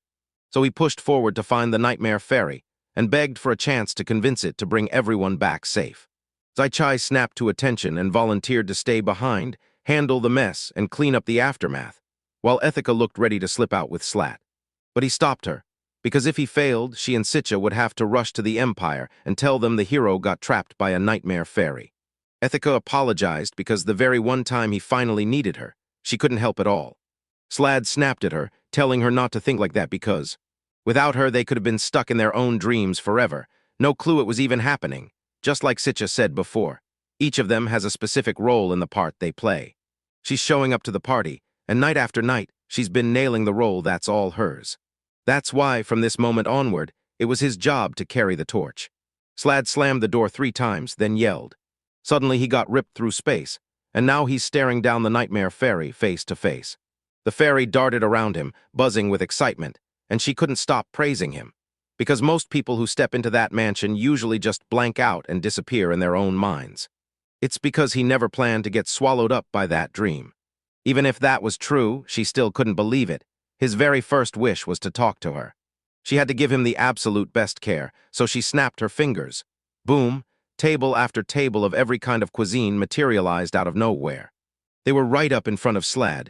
Even the air felt alive with an orchestra, like a whole crew of wooden dolls was clapping and playing in rhythm. The fairy yanked open one of the kitchens and told Slad to dig in, eat as much as he wanted. Yet Slad already knew, deep down, this was nothing more than a dream. She snapped at Slad, saying his jokes were crushing her dreams. And then she hit him with a brutal warning. Whatever happens in that dream will spill into his real body, too. Drink water in there and his thirst dies for real. Eat food and his belly fills in real life as well. So if he died in that place, he'd die for real. No dream of immortality, no immortal. Slad finally got it. And even if your hopes come true in there, the stuff you never even dared to wish for, that won't happen. If that really was the case, he couldn't resist. He took a bite, and the food was so insanely good he just had to keep going. The legend was dead on. The nightmare fairy didn't want to hurt anyone. She just wanted to entertain the guests who dared enter that mansion. And that's probably why nobody ever wakes up. Yet he snapped himself back to focus before he could tumble straight into her trap. He stared at the dream like, how do I break out? And the answer hit him, just wish he'd wake up. But she couldn't see why he'd do it. Because out here, the peaceful life he'd been dreaming about really is within reach. Then the nightmare fairy shed her curse form and turned into Ethica, demanding to know who he meant. Slad went wide-eyed the moment she showed up, and it only got worse from there. She was staring right at him. Then she's naked, straight up, and he instantly stumbled back, panicked, and apologized because she wasn't the real Ethica. She went for it again, whispering that in a dream he could do whatever he wanted. No consequences, no harm to Ethica, and no reason to feel a single drop of guilt, because even a man has to have those kinds of thoughts now and then. Slad splashed water at her, swearing he did it just last night, so that made it fine. And the fairy just pouted, feeling crushed and alone, because even in her dreams Slad wouldn't get seduced, and honestly it felt like you didn't have much drive to do it right now either. If Slad hadn't used the adventure's brothel, he'd be in serious trouble right now, and he's beyond thankful to Mitty. If this wasn't what he wanted, the fairy leaned in and demanded to know what he truly wanted to talk about. Slad told them, I'm here to wake up the other heroes. But she slapped the truth into him. He couldn't, because for them to wake up, they had to choose it themselves and make it happen. Then she snapped around, eyes lighting up, like she just read Slad's mind. She grinned, practically vibrating with excitement, and told him to say his wish out loud so she could grant it. His one wish was simple. He begged her to let him slip into every single dream they shared. In the blink of an eye, he snapped out of existence and reappeared deep inside the forest. A fairy materialized right beside him, glowing with joy as she got summoned into someone else's dreams. Slad couldn't help wondering if this was really worth getting hyped over, and the fairy shot back, yes. Even though she's famous, almost nobody dares to meet her in a dream, because she doesn't just appear, she serves up exactly what you want to see. She blurted out, all fired up, that this was Raori's dream, and now Slad feels terrible for crashing in like a nobody, but she waves it off, saying Raori's the one who asked for him most out of all 3. Deep in her dream, a mysterious figure wearing Raori's hat just watched as the 2 kids burst outside and ran around, laughing like nothing could touch them. Outside, then back outside, Ethica couldn't stop wondering why Slad was hiding his skills from the heroes' party on purpose. She's been itching to know ever since the moment she first heard about them. He should have known that if a guy like him, packed with insane buff skills, bilayed on the party, they'd be in deep trouble, because she could tell he was completely oblivious to how powerful he was and trusted his teammates a little too much. At first, she felt nothing from the buffs and just shrugged it off, chalking it up to the spirits being in killer shape. So Sichca figured that was exactly what was going on with Slad's auto-buff skills. She took a full month to finally clock it. He wasn't just flirting, he was buffing her, and even then she had to dig through what his debuffs were doing, too. Because this was a one-of-a-kind skill, he wouldn't spill it unless he truly trusted them, and right now they were talking about Slad. Ethica said it herself. He pulled out his skills right in public, doing everything he could to help her. If that were true, she wouldn't bet Slad's top priority was simply his skills. And she figures he's hiding them for a reason, even if it means keeping it secret from them. Of course, she had no idea. Then Ethica snapped, saying she'd been led on, and Sichca only smirked, hinting Slad might have fallen for her the whole time. Ethica's face went betrayed, like a tomato, and she looked insanely happy, while Sichca couldn't stop grinning and teasing her. There, back to their conversation, Ethica couldn't stop wondering why Slad always played it so humble, even with a skill that was straight-up amazing. He should have owned that confidence. But Sichca felt the truth was simpler. Slad genuinely saw himself as average. Ethica snapped, "How could that even be possible? I'm an SSS rank." And Sichca fired back with an example. She challenged Ethica to picture herself without the spirit priestess role, and Ethica realized with a jolt that it felt almost impossible. That's exactly Siege's point. She's already used to being the spirit priestess, and once you've earned a rare, one-of-a-kind gift, you don't treat it like some separate being from the person who holds it. And yeah, this is especially true for a special skill you're born with, like it's part of who you are, not something you picked up. So it's totally normal for that kind of skill to auto-buff and auto-debuff. Slad wasn't relying on his skills at all.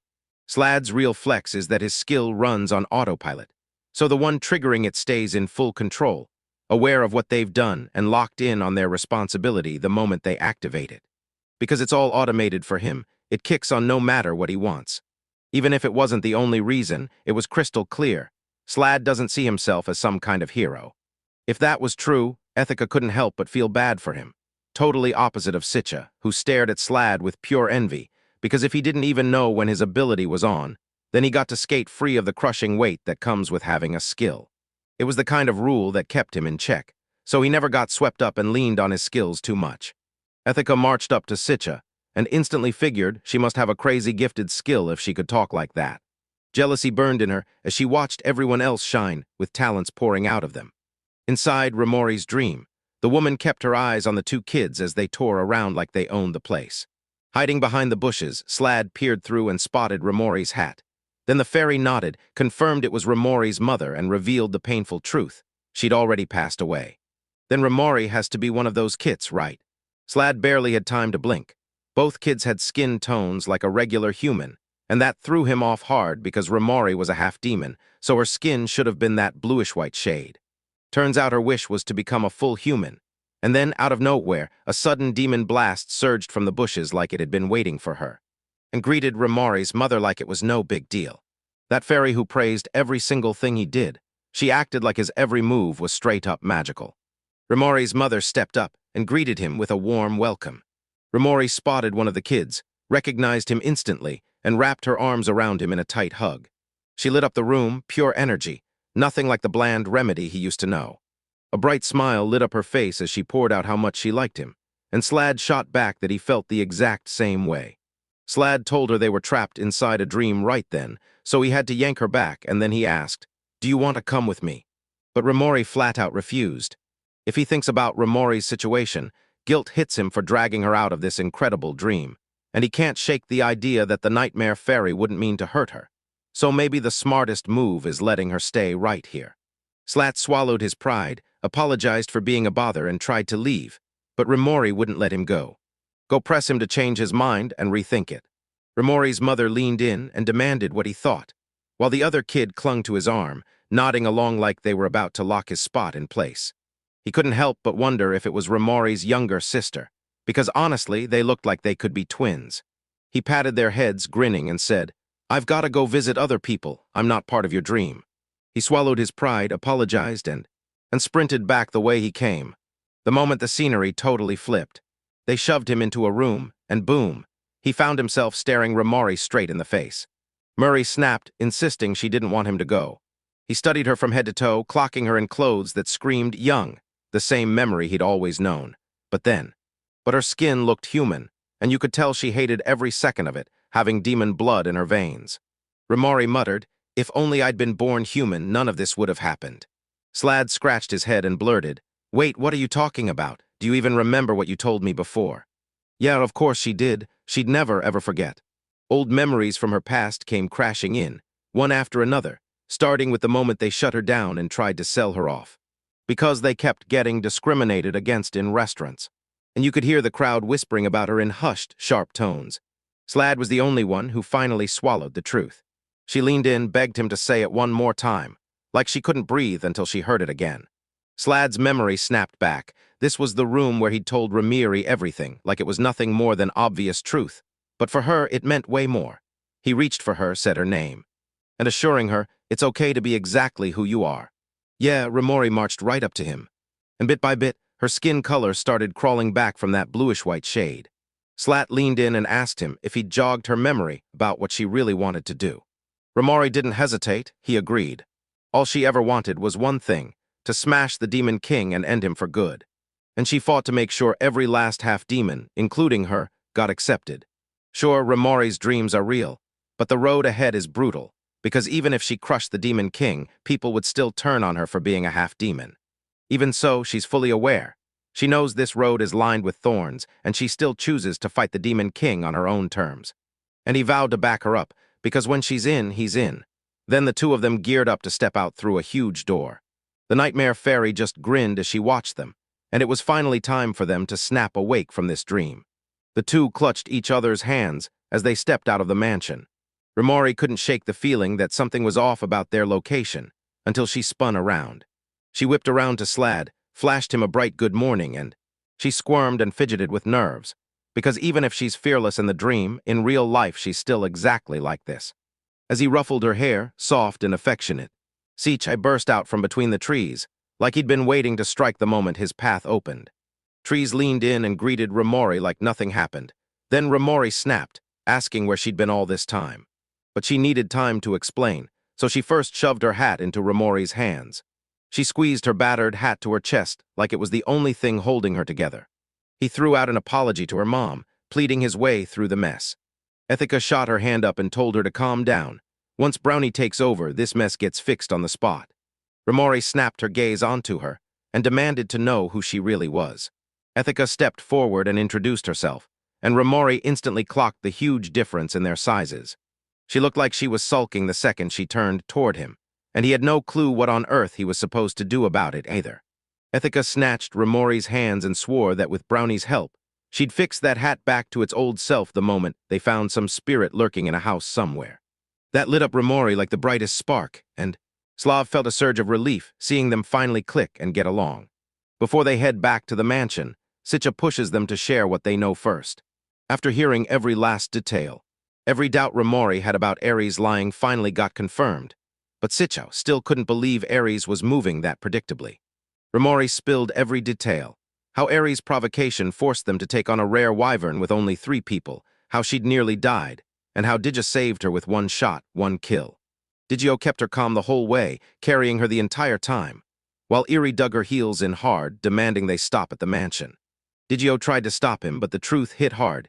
He had no choice but to back off so Raori could finally rest. Ethica and Raori rip into Aries the same way every time. But wait, is it really trash talk, or are they just calling it what it is? Still, Aries stayed the hero no matter what. And the two who finally got what that title meant just fell silent. Still not getting the full picture, Ethica leaned in and demanded to know, was the hero really that important? So Sichca kicked things off by going straight to asking, and didn't stop there. He asked Ethica if she knew about the Demon King, and when she confirmed she did, everything suddenly felt a lot more dangerous. She told him the Demon King was immortal. Yeah, even if Sichca's side was the weakest among the newbies, the Demon King still was absolutely one of a kind. Raori pressed on, laying out exactly what the Demon King did next.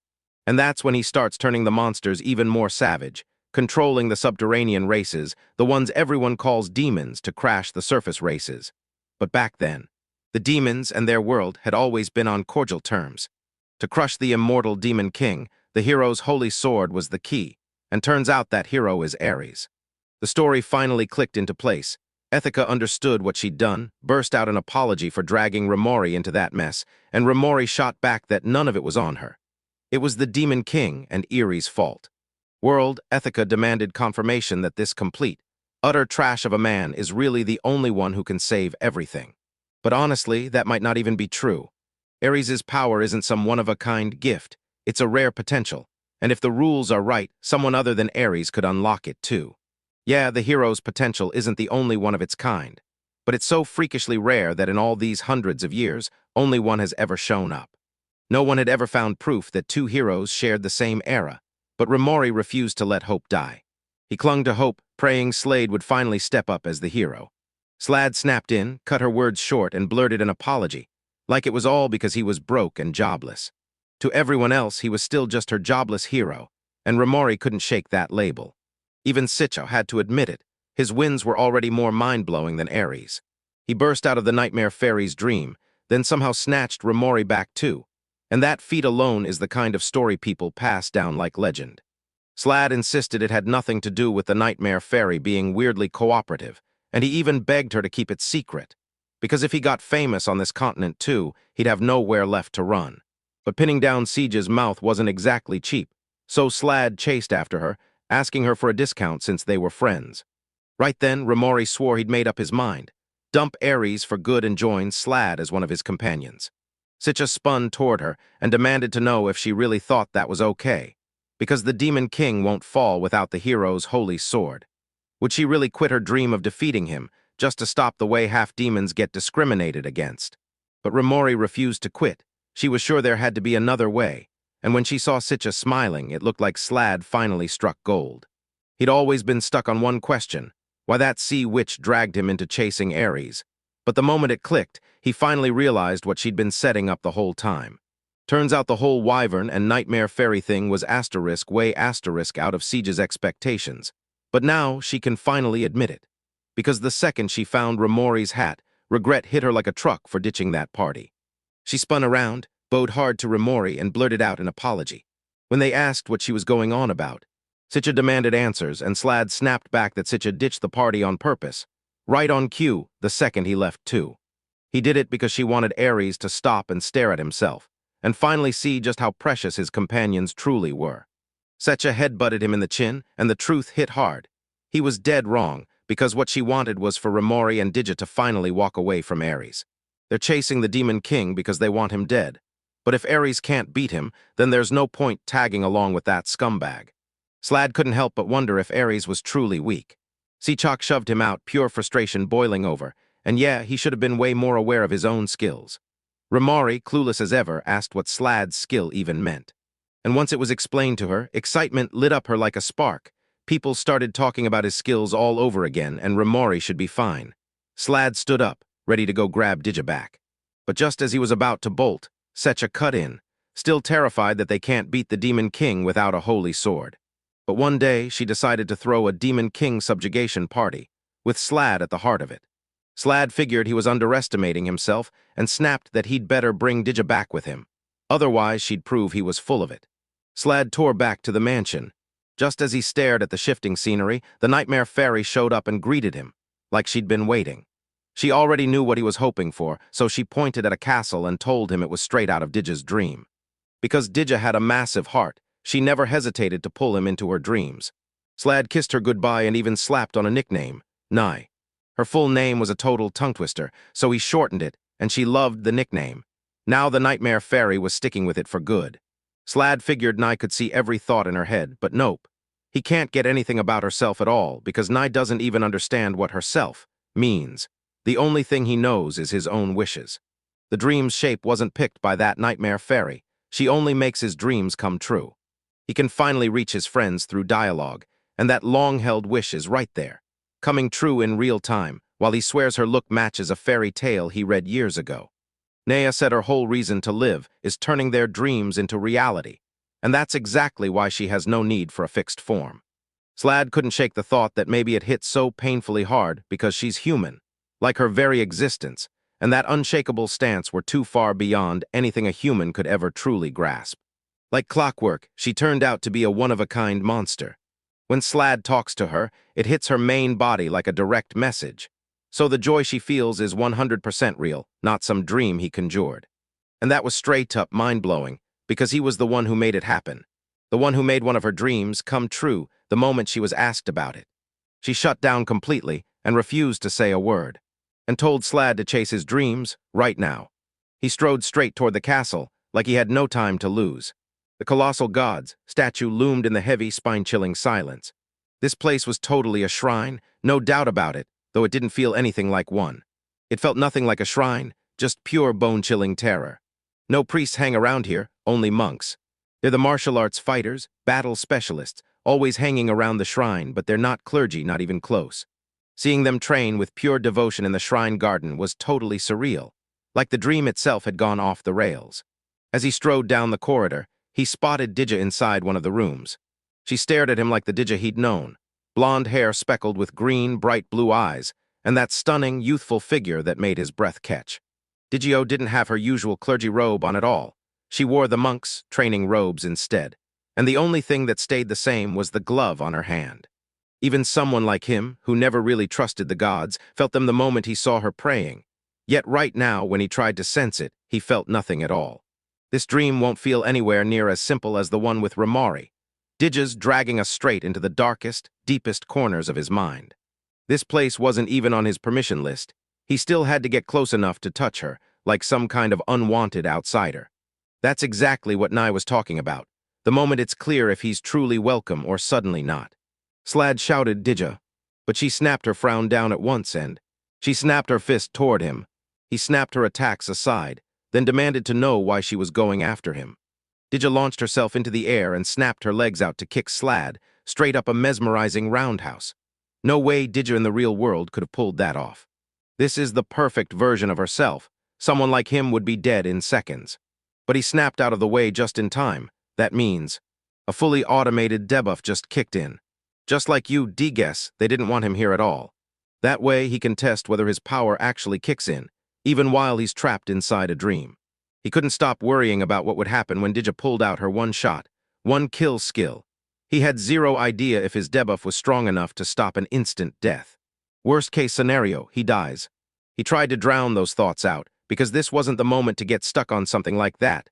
Those deaths and dreams weren't just visions anymore. They were tied to real life. So yeah, Diga could end up getting killed by his own skills.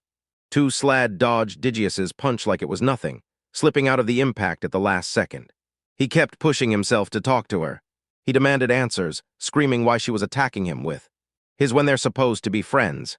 Read, because that was exactly why she wanted to smash him in the face once. Every time Diga snapped with animosity, Slad's skill drained her further and further until she faltered. They bowed down, slotted an apology, and took every bit of blame on themselves. But did she really buy that he was lying? Or did she feel in her gut that he honestly thought he'd done nothing wrong? But even when she insists he has no clue, he can only watch her charge in, then swing at him like she came for nothing else. It all started when he threw everything away like it didn't matter, then vanished overnight without a single word. Lord, she was seething. How could they trust him after all? The moment she said Slad's name, home, she lit up with a huge smile, like she just snapped back and finally remembered him. He had no idea what flipped the switch, but her hate for him vanished in an instant. Diga finally gets the truth about Slad getting chased out by Aries, but she's still furious at him for vanishing without a word, like her dreams are erasing anything she can't stand to see. As you'd expect, she's about to slam him with at least one hit. Even in Raori's dream, Slad still wrestled with the truth. He called them his friends, but he still let them down. Deep in his mind, he decided they only valued him for his skill, like his presence wouldn't matter either way. The two of them stared at him like they finally understood who he really was. Then Diga spun toward him. When he promised he wouldn't vanish again, Diga just cracked him on the head and said, "Of course that's obvious." He leaned in and told her the mansion was a living monster, and that everything around them was just a dream. But Diga wouldn't buy it. This place looked way too real to be some dream, and if that's her whole argument, Slat urged her to go look around the shrine. Diga only said yes because it was him. If it had been Aries, she would have shut it down. Slad figured that once Diga noticed the place packed with monks, she'd smell something off too. But then priests suddenly flooded in, and Diga convinced herself this was just a normal shrine. Diga must have wished, so badly it hurt, that this wasn't a dream because even her subconscious started scrambling to fix what made no sense. But even so, something about it felt off. He went for a priest trying to get closer, and he nodded and greeted a few of them, but every single one of them just blanked him. Diga figured they were swamped, but Slad snapped that they couldn't ignore them. They had to at least shoot back a greeting. He wondered if Diga dulled their voices so they wouldn't wreck the fantasy, but then she'd lived in the shrine since she was a kid, so rebuilding a few priests should have been effortless for her. which only made it hit harder that those priests were just straight up ignoring them. He mulled it over, then it all clicked. He finally figured out what was really going on. But Slad couldn't shake the fear he'd accidentally injure Diga if he crossed that line. And when Diga asked if he was finally finished since she had to get back to training, it left Slad totally confused. Diga answered like the answer was stamped into her bones. She'd been training in that garden ever since she was a monk, and Slad finally clicked.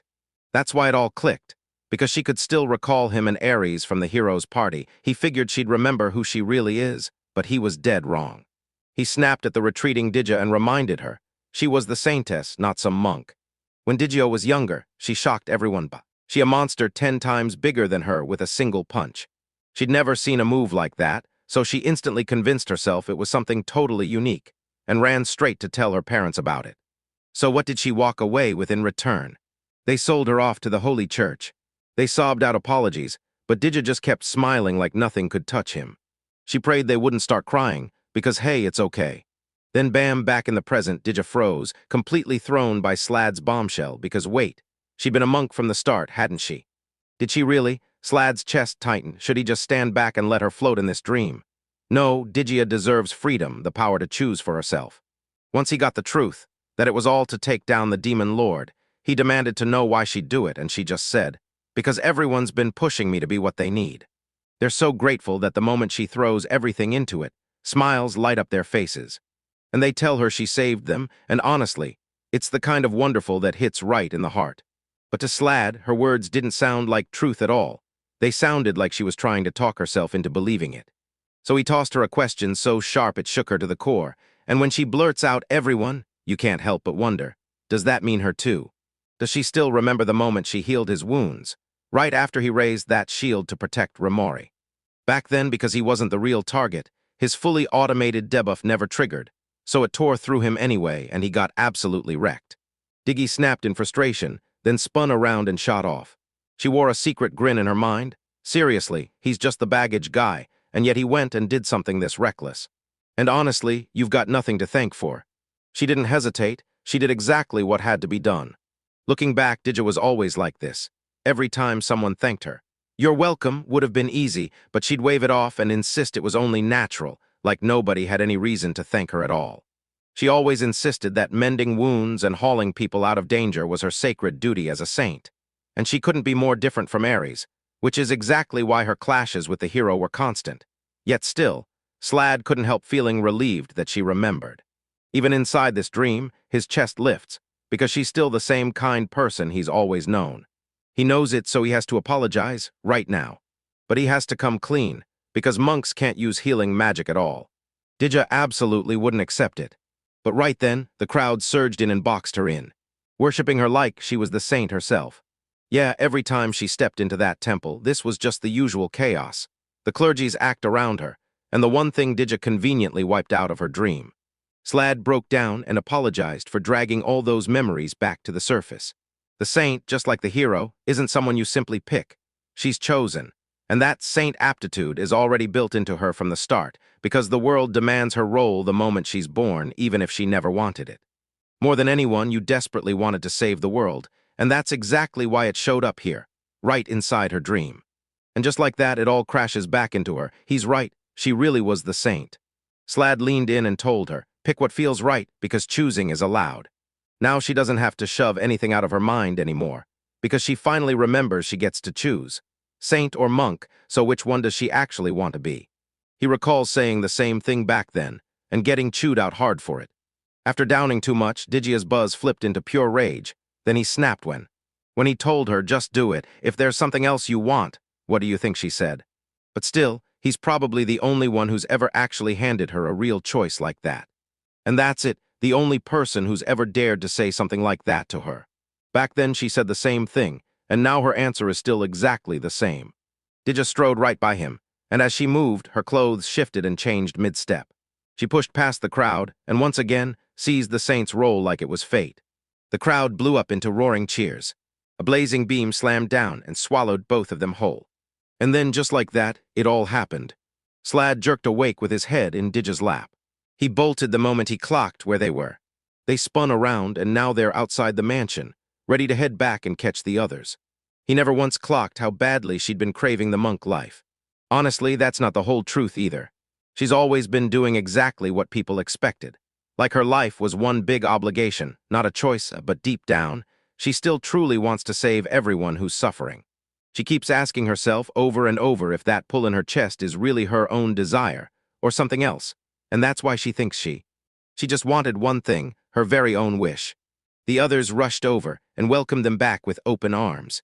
He turns back and lays the whole situation out for Diga.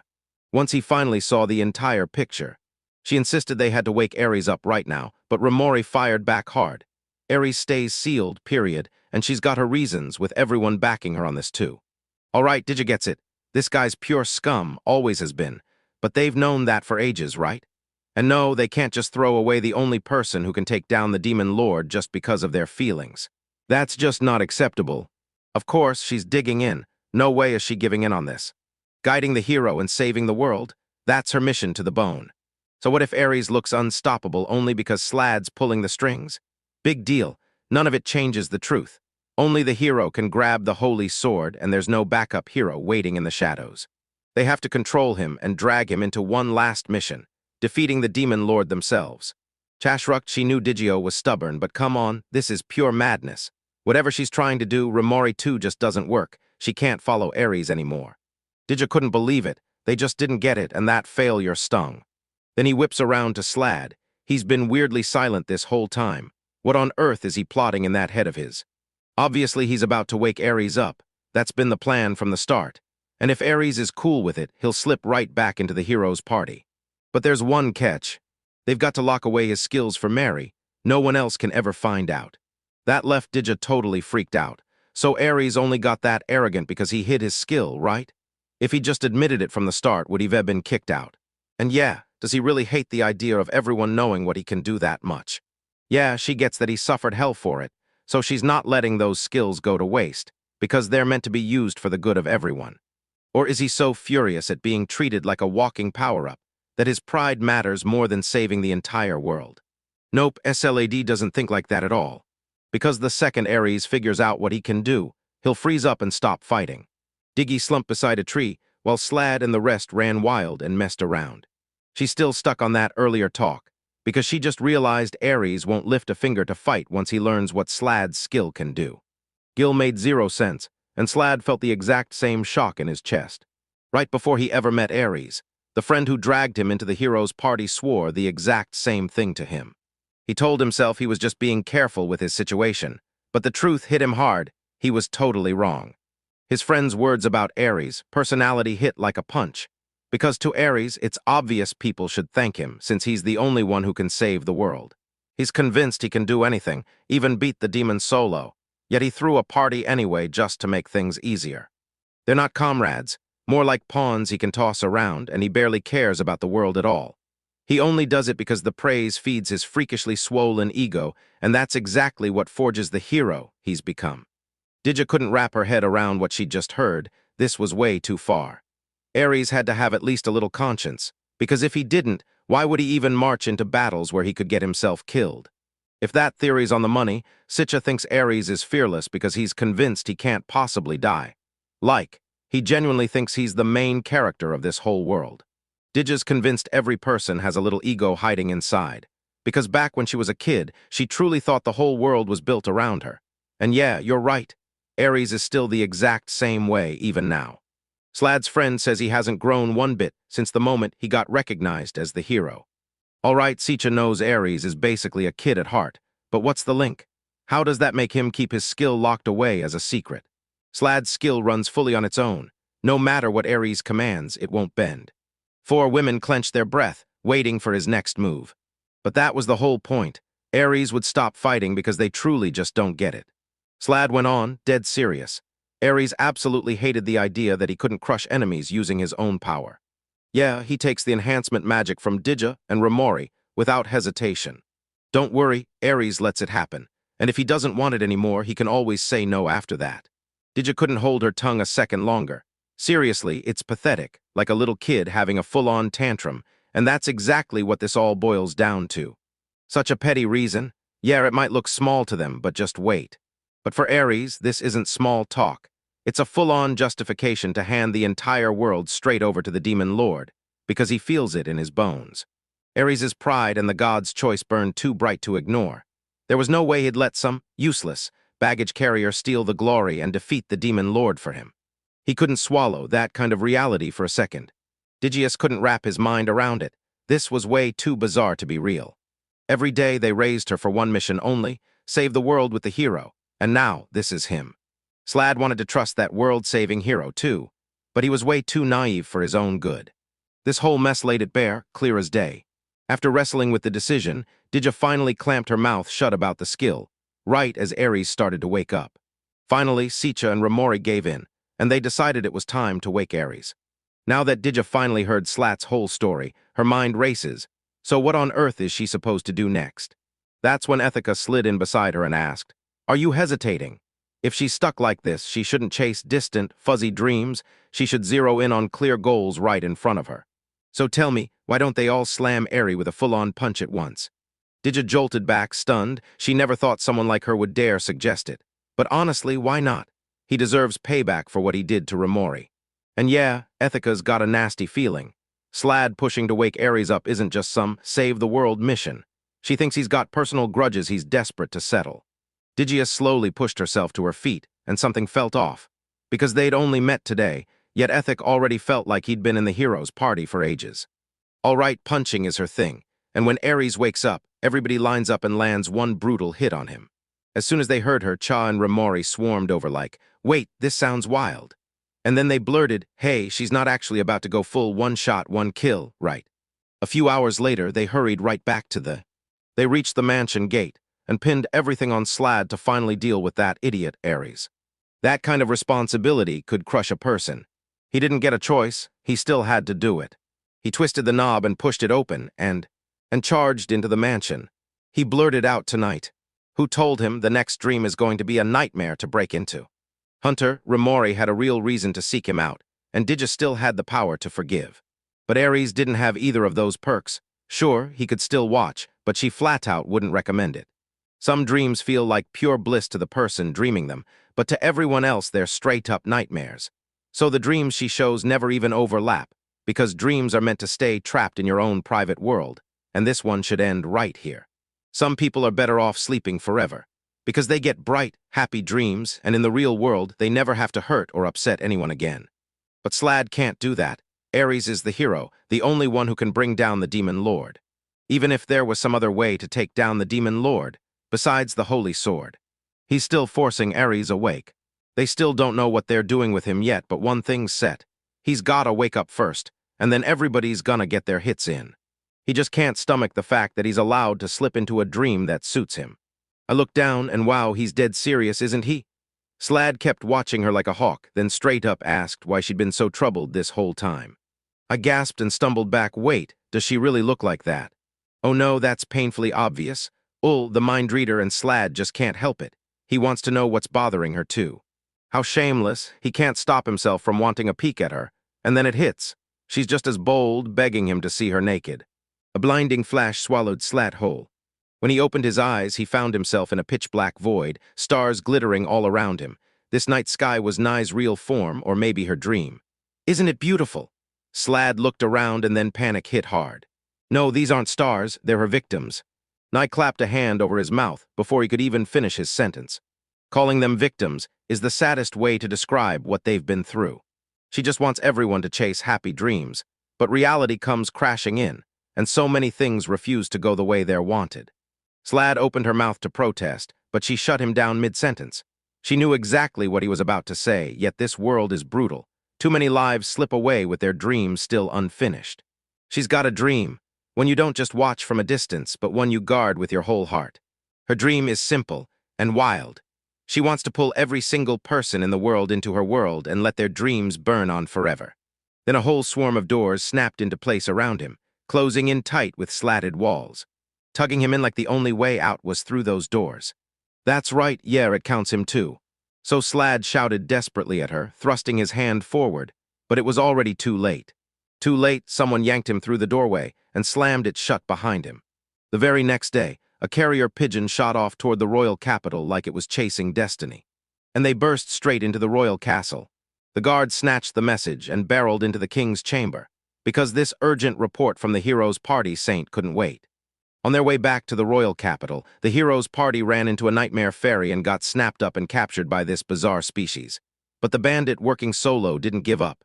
Yet, the witch and the saint were freed too, and on the third try, the hero himself was finally rescued. But right then, the party's baggage carrier crumpled and blacked out, and now they're demanding immediate help from the kingdom. The king's hand jerked as he shot it up, cutting the guard off before he could keep going. So yeah, now he's begging to hear even more about the baggage carrier. Meet Cassius Seawood Belcraft, the absolute ruler of the Seawood Kingdom. Flash back to the moment before everything went down. Did you catch the dream manor disappearing, while everyone else slept like a rock? At her scream, everyone else snapped awake. He leaned in and demanded, "What the hell happened?" They suddenly spotted the slag giving way, and it crashed to the ground. Raori even gestured straight at Aries, because of course he's there too. What does this mean? Did they mess it all up? Did everything just fail? No, just because it doesn't happen automatically doesn't mean they failed. The manor is gone, and they're both back, so something huge must have gone down inside that dream. Cha nodded. Yeah, they're alive for real, no doubt about it. But the fact they still won't wake is downright creepy. Slad's face down and completely out cold, and Dig is forced to try waking him up, even though it probably won't work. Dude, what went down in there? Like, seriously. As Slad got yanked toward the doors, he snapped back and shouted that living a life like a dream was just too tragic to stomach. So that means Nye can never truly meet a single soul, not ever. He thought Slad got slammed inside those doors. But the truth is, Nye shut the doors herself and cut Slad loose. Yeah, he nailed it. Dreams are separate worlds, never really touching, so saying hello to someone in a dream is just you talking to the noise trapped inside your own skull. All dreams turn into eternal loneliness, yet everyone floats through life grinning, blind to what's coming. So Nye told herself it was fine, and she truly believed the world she was offering was perfect. Until she finally sat down with him and talked. Because he was the only soul who ever stepped into her dream mansion, and didn't lose everything the second he arrived, the only one who actually talked to her. People had definitely tried to talk to her before, but the moment they stepped inside, every single word slipped right out of their minds, like it wasn't even a dream anymore. After that, the whole idea of talking inside a dream just vanished from their minds like it never even existed. They're trapped if they can't dream that forgotten wish. She'll never truly meet anyone, okay? Now Slog gets it. When Nye finally showed up, she looked almost unreal with how ridiculously happy she was, but it wasn't fake at all. It was the real, deep, earth-shaking kind of happiness. He actually spoke to her, clung to that need to connect, and in the end, he made her other dream come true. She was wrong, way wrong, because talking to a real person, not some ghost in her head, somehow felt this unbelievably right. She never dared to wonder what if, until that thought hit her like a spark. Maybe what she did truly saved some souls. But in reality, she ripped away something precious from countless people. Slad pulled Nye into a tight embrace as she sobbed, then threw out a heartfelt apology right away. Because every time she painted that dream, it never quite matched the real thing, kindness that actually shows up. But it turns out she was a genuinely kind soul all along. So that's the real twist. He didn't forget her because that fully automated debuff crushed the forget effect, right? It forces her to believe dreams are real, but that's not her true will, and now I'm wondering, did his skill even sense the power as an enemy and shut it down on the spot? No, this wasn't just about dropping her power. His skill didn't stop at weakening her, it crushed her personally. The aging never caught up to her because she wasn't built to age. She was eternal from the start, plain and simple. So yeah, those fully automated debuff aging hacks won't even touch someone like the Demon Lord. At least not like that. His skill still hits even a one-of-a-kind freak like the Dream Manor. So yeah, this could hit the Demon Lord too. And if he's holding that kind of power, he could wipe her out for good. Then he must have the power to wipe out the Demon Lord too. And Slad couldn't help but wonder what she was really trying to make him do. Right then, Nye yanked her dress open, and it hit her hard. She can't reign in her own power anymore. The Dream Manor keeps resurfacing non-stop, snagging people and dragging them straight into dreams. So she's down on her knees, begging him to touch her, to see if he can really wipe her out, the supposedly indestructible one. No more hesitating, because if he can't slip into Aries' dream, then there's only one move left. He has to be the one to end her, and she'll accept it with no regrets. Threat, seeing Slad stay silent, Nye cupped his face and begged him, "Don't make that face." And honestly, it felt like something truly wonderful. Slad snapped, shoving her away. She was wrong, and he let it burn in his anger. This wasn't amazing at all, it was horrifying. Nye begged him to calm down because it crushed her to see him like this, but Slad couldn't stop it, not even for a second. How could she ask him for that? Everything she was trying to say was 1,000 times worse, and it was the kind of heartbreak that hits like a truck. He's basically begging his friend to murder another friend, pure monster behavior. Nye's confused face hit him like a wave. Slad blurted out again, demanding to know they were still friends after everything they'd been through. Because come on, how could they not be? And once you've seen the kind of regret that lingers after someone's already sorry, you simply don't go killing them. That, and I'm really sorry for saying something awful. Still, I couldn't help it. So yeah, it has to happen. Slad cut her off like that, and suddenly he had a plan. What if she follows me? Honestly, he's got zero clue whether this even stands a chance. But somehow, he just knows she's gonna pull it off. She watched every bit of what he suffered, better than anyone, because when he landed in this dream world determined to drag his comrades back, he wasn't about to quit, not for her. So now he needs her to help him make his dream real. Yeah, because her real name is Dream-Weaving Knowledge Nightmare Fairy. And trust me, there's not a single dream out there she can't weave into reality. Nye's eyes lit up with pure excitement. Yeah, there's no dream out there that can't come true with her power. She can do it, she trusts herself, and she fully trusts him. So come on, what's his wish? Whatever wild dream it is, she'll make it happen, no excuses. Slad thrust his hand out and begged her to join his party, be his comrade and stand by his side. In the blink of an eye, the world snapped to pure white. Slad shouted to Nye, asking if it really worked. When his body suddenly dropped out from under him, and consciousness vanished, teleporting out of the dream's courtyard, where Diga and the others stumbled on him, sprawled unconscious. When Slad finally snapped awake, he snapped out of the forest and found himself in the row. Castle, he pinched his own cheek like, is this real?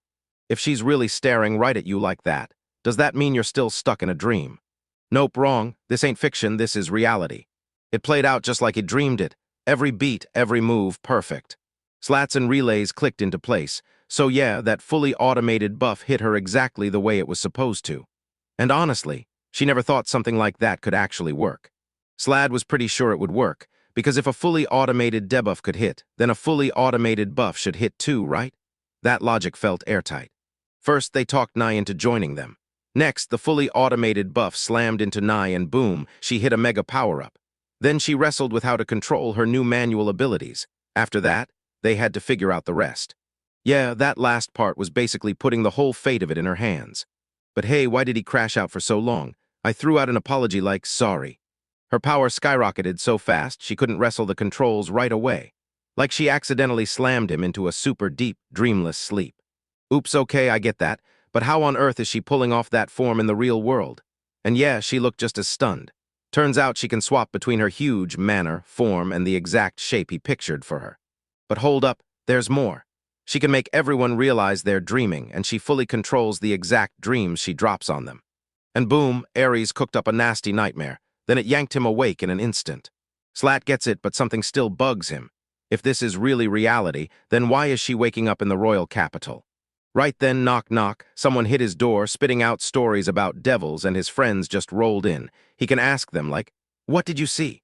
Because she's about to take a look around.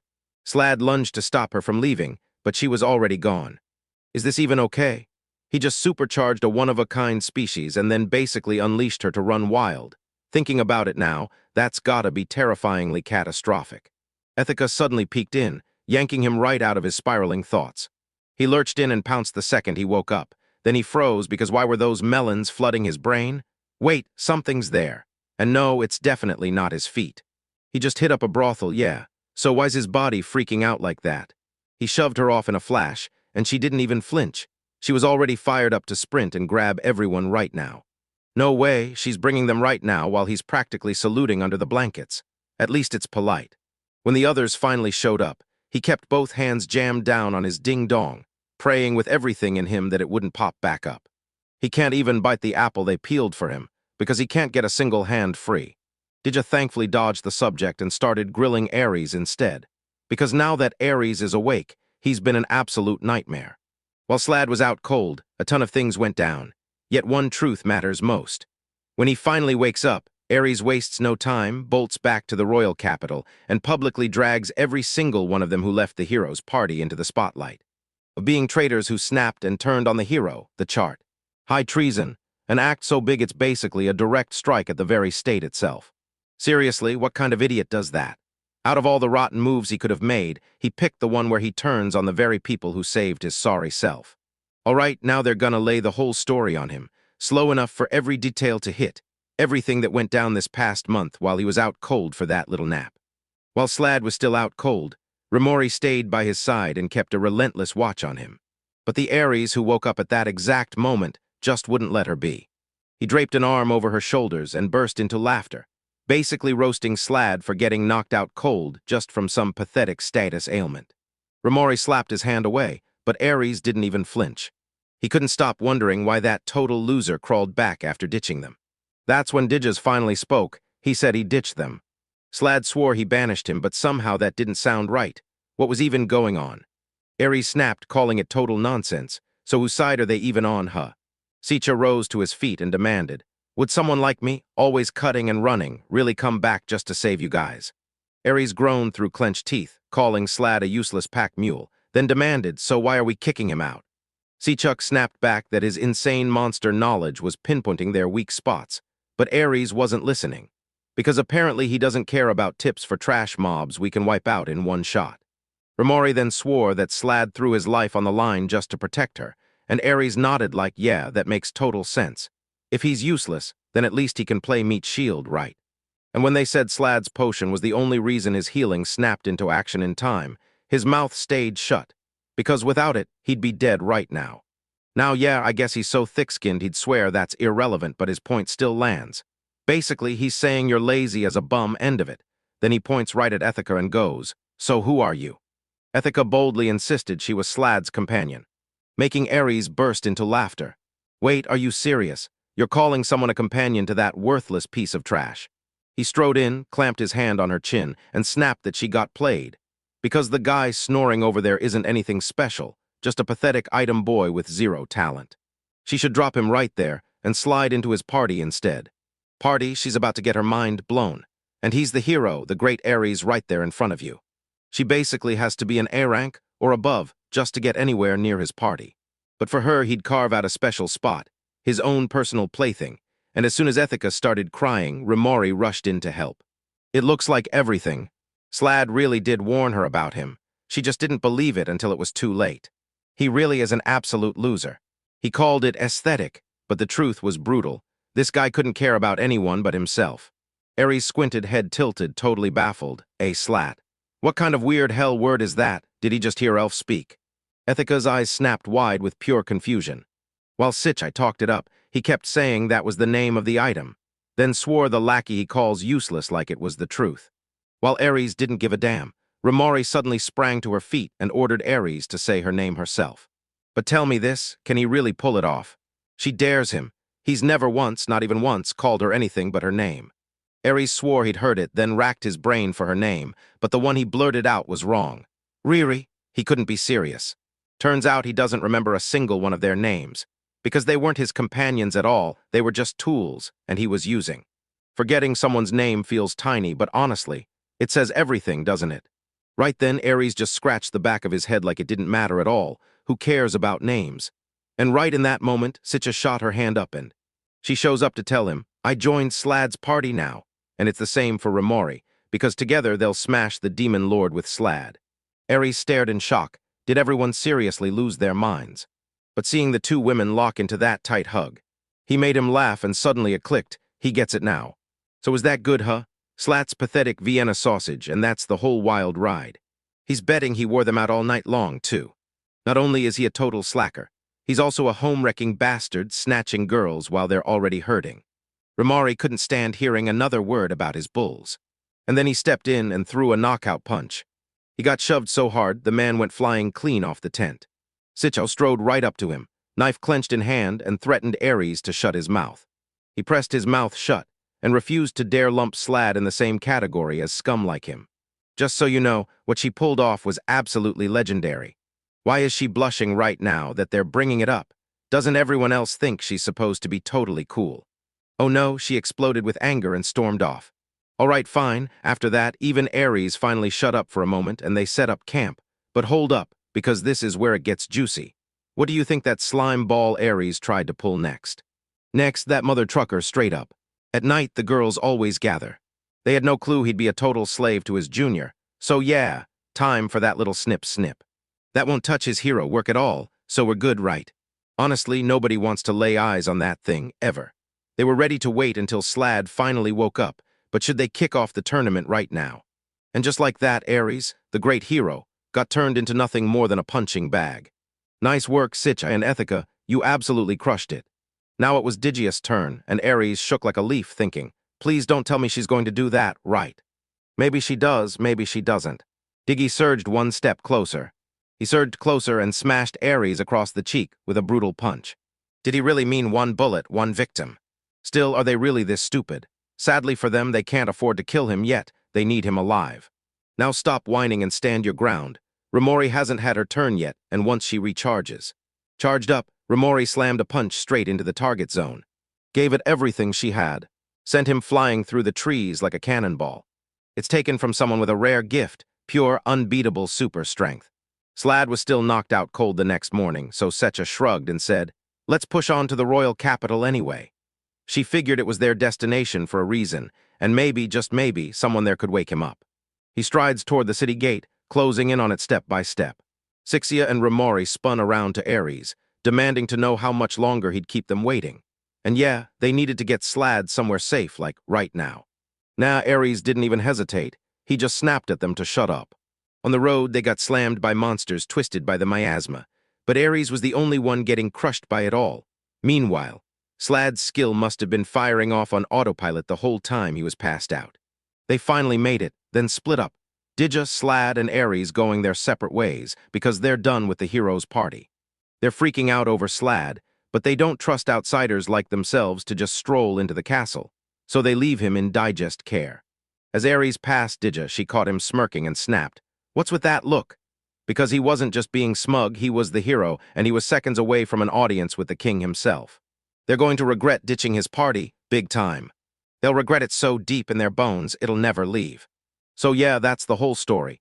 He's basically staring at high treason charges, and Slade's been grinning the entire time. The moment everything finally clicked, panic hit me. Wait, she just claimed he's been gone for a whole month. So that's why he feels like he could sprint forever, and still hit the finish line like it's a marathon. Still, Diga never imagined the king would actually swallow Aries' demand and order a trial. King Cassius Seawood Belcraft, legendary strategist, former S-rank adventurer, and the guy who never misses a move. Sure, people praise his courage, but it's his razor-sharp cunning that kept the demon lord from wiping humanity off the map. He built the hero's party with one goal in mind: crush the demon lord himself. This was his whole plan. Which makes this decision completely baffling. She's not buying a word of Aries' wild claims, not for a second. But the trial is in 3 days, and now that Slad is awake, they'll summon him too. Ethica starts getting fed up because she still can't wrap her head around how the human kingdom runs. But hey, it'll all somehow work out right. They wouldn't really go through with the execution, right? Yeah, Diga's still riding with the hero's party, officially, and she just swore she'll guard every single one of them. Then tear apart every last shred of Aries' tyranny. Raori challenged her, asking if she was really sure, because if she went through with it, Aries could get stripped of his hero title, no questions asked. Diga understood the risk, but she wouldn't just stand by and let it happen. Just then, Slad cut into their conversation and snapped, "That won't happen. Aries getting disqualified as the hero isn't some problem to sweat, because honestly, it feels like they're the ones teetering on thin ice." Diga and Raori probably already felt it in their bones. And all those tavern brawls, the noble's mansion getting robbed, and every other messed up thing they did. Then somehow nobody ever faced real punishment, because Aries is the hero. Raori snapped back that those guards dragged them off again and again. So where was the bigger plan, huh? That was it, plain and simple, end of story. Aries never once got dragged behind bars or sentenced to brutal mind labor. That's because he's got the hero's immunity and nothing can touch him. Aries might be a total idiot, but when it's time to save his own skin, he's sneaky genius. So Slad demanded the crowd realize exactly how privileged he is. But honestly, the king's motive makes 0 sense. If he just wanted to indulge Aries, he could have had them thrown straight into the dungeons and been done with it. But the moment he steps in, it screams guest chamber, like this room was made for someone important. You don't treat prisoners like this when they're just waiting to find out their fate. And once again, he just can't see the point of dragging Aries through the mud in front of everyone. Slad only cast a look at Ethica and Raori, locked in a tight hug. Speaking of which, why the heck is Ethica inside this castle with them? They got hauled in for the trial, and she had no business getting mixed up in the hero party's chaos. When the soldiers finally barged into the inn, she straight up claimed she was his companion. Then they didn't argue, just ordered her to come with them. She was supposed to be with Raori, but she vanished to do some shopping. Wait, hold on, didn't someone ask her to testify right before that? Why bring it up now?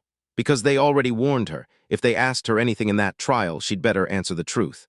Panic hit her, so now she's locked in as a witness. So that means she can't show up. If they start accusing them of colluding, her testimony will be dead on arrival. Raori yanked Ethica by the shoulders, and sure, it might be true, but the soldiers never said she couldn't stay. Slat chewed on it hard. She's right. If contact was banned, they'd be locked away from each other. And since they're aiming for a legit trial, that's exactly how it has to be. The hero's immunity doesn't count, period. At last, the trial everyone waited for finally kicked off. The second Aries flashes that devious smirk, a full-on jump scare hits. The gavel's sharp slam sliced through the room, as the king roared that the proceedings were officially starting. He called for the meeting, then pushed Aries to step up to the bench and lay out his statement. Aries sprang off his seat, faced the king, and demanded, "You say my petition claims Raori, Sichca, and Slad willfully ditched their duties, so you say that caused you serious damages, right?" Aries folded his arms and confidently declared his answer. Then he started to add more, but the king snapped him shut, saying his word was all they needed. Aries wanted to storm into protest, but they yanked the power out of his hands and made him step down. That twist slammed into him like a freight train, leaving him in absolute shock. Diga was next to step forward, and since she was the only one left with the hero's party, the king couldn't help but wonder if she was backing up Aries' story. At the ceremony, Diga shot it down hard, insisting Aries. Accusations were nothing but baseless, empty lies. Rage boiled in him, but the knight slammed the brakes on his every move. Irving and Cassius snapped orders at the court mage to crush all noise and keep everyone silent. He lays down the law and snaps that only the one designated witness is allowed to talk, no exceptions, and not a word without permission. If he causes those disruptions again once the enchantment breaks, the court will kick him out on the spot. Then he spun back to Diga and begged her to carry on, because he needed to know why those 3 members bilayed on the party. Diga fired off the whole story step by step, like you were right there watching it unfold. Aries went up to everyone and flat out told them he dismissed Slad on pure whim alone. When a wyvern put Raori in danger, Aries tried to ditch her anyway, and Raori snapped that she couldn't follow a leader like that anymore, so she left. When it clicked for him, the king leaned in and asked Slad, "Anything else?" But Slad had nothing. Slad came face to face with the king's surprise out of nowhere, snapped his eyes away, stared straight ahead, only to get hit with what happened next. As Aries locked in those icy glares, muffled shouts burst through the noise. Man, that's seriously terrifying. Since Diga's testimony matches the defendant's story, the court rules it's just an internal fight. 2 sides can't agree, and it's gone nowhere. This isn't the kind of case that calls for a full stop, so the court clears the defendants and rules them innocent. Whoa, that happened way too fast. Now they're moving on, putting Aries on trial to find out if he's even worthy to keep his title. Slad knew it the whole time. The king wasn't running this trial for justice. He had a secret agenda simmering from the start. 2 mages slammed stacks and stacks of papers onto the king's table. These are the stacks of petitions about Aries. Only the incidents he himself admits, and every rumor or denied charge gets left out. Aries looks like the day of reckoning has finally crashed into his life. Now it's his moment to stare down the full weight of his sins. Slad shot him a look, and the guy didn't even flinch, just that smug, punchable grin. No matter how much filth they dig up, he's still dead sure that. So in the end, he's the one they can't replace, the only guy who can save the world. But then what's the king actually up to? Right then, Sichca got commanded to step forward. She finally reached the bench. The king grilled her, doubting she really had hyperthymesia, the rare skill. Then Sichca's sweat started pouring as panic hit, before making sure beyond a doubt that she really did have it. Slab was totally stunned. He never once saw this coming because Sichca always shut down and refused to talk about her skills.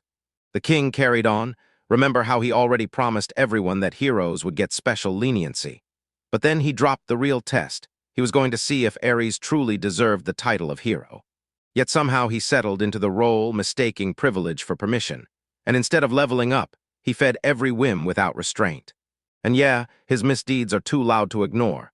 The king turns straight back to Sichca because she saw every single thing Aries did, didn't she? Then he'd demand she submit to the court mage's lie detector and spill every detail of these deeds. No hesitating, no holding back. Yeah, that's exactly it.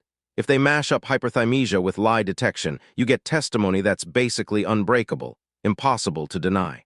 However, Vlad went completely baffled when the king said she'd cooperate later, in some separate chamber, just to build a formal record about Aries' conduct. Because if she's not doing it right now, then why even bother with the lie detection? His question got answered almost instantly when the king leaned in and asked Sichca if hyperthymesia was truly her natural gift, and Sichca stammered, then finally shook her head and admitted it was. The king leaned in and promised her, "Do this, no one will punish you in my kingdom." He leaned in and demanded to know how she pulled off that skill. Sichca leaned over the page and painted like her life depended on it. She didn't want to, but the lie detector left her no choice. She had to spill the truth. She straight up stole it from someone else. With her freaky special ability, talent plunder. Murmurs exploded through the crowd. Then even Slad's mind couldn't process what he was hearing. She had that ace tucked away the whole time, and now he finally gets it. The king's master plan is laid bare at last. The king shot his hand up to shut everyone up, then zeroed in and asked his final question. With her crazy skill, could she actually take Aries' aptitude, plus the hero aptitude, and hand it to someone else? Sichca tried to argue that her skill just doesn't work that way.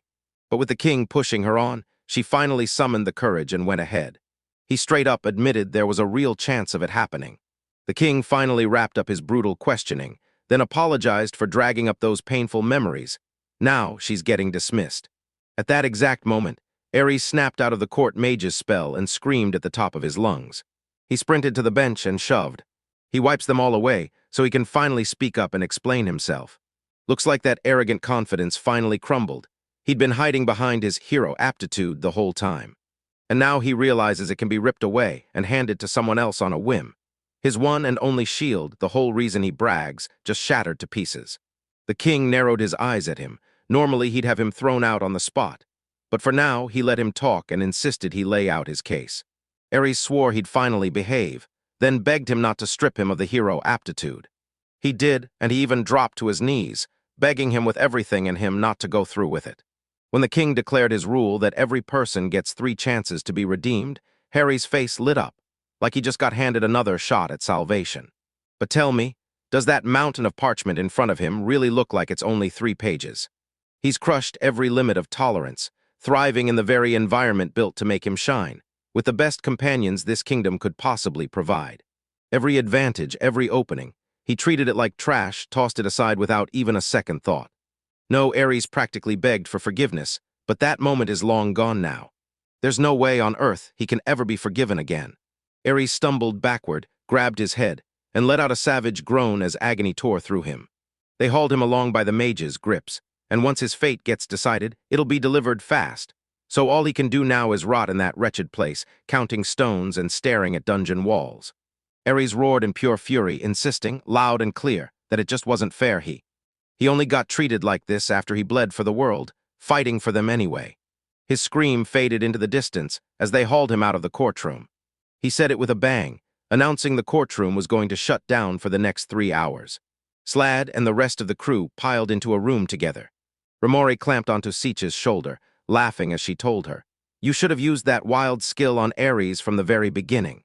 Slad was seconds away from giving her a piece of her mind, when Sichca suddenly stood up and blurted out an excuse. As soon as she slipped out of the room, Raori couldn't stop wondering, did she mess up and do something terrible?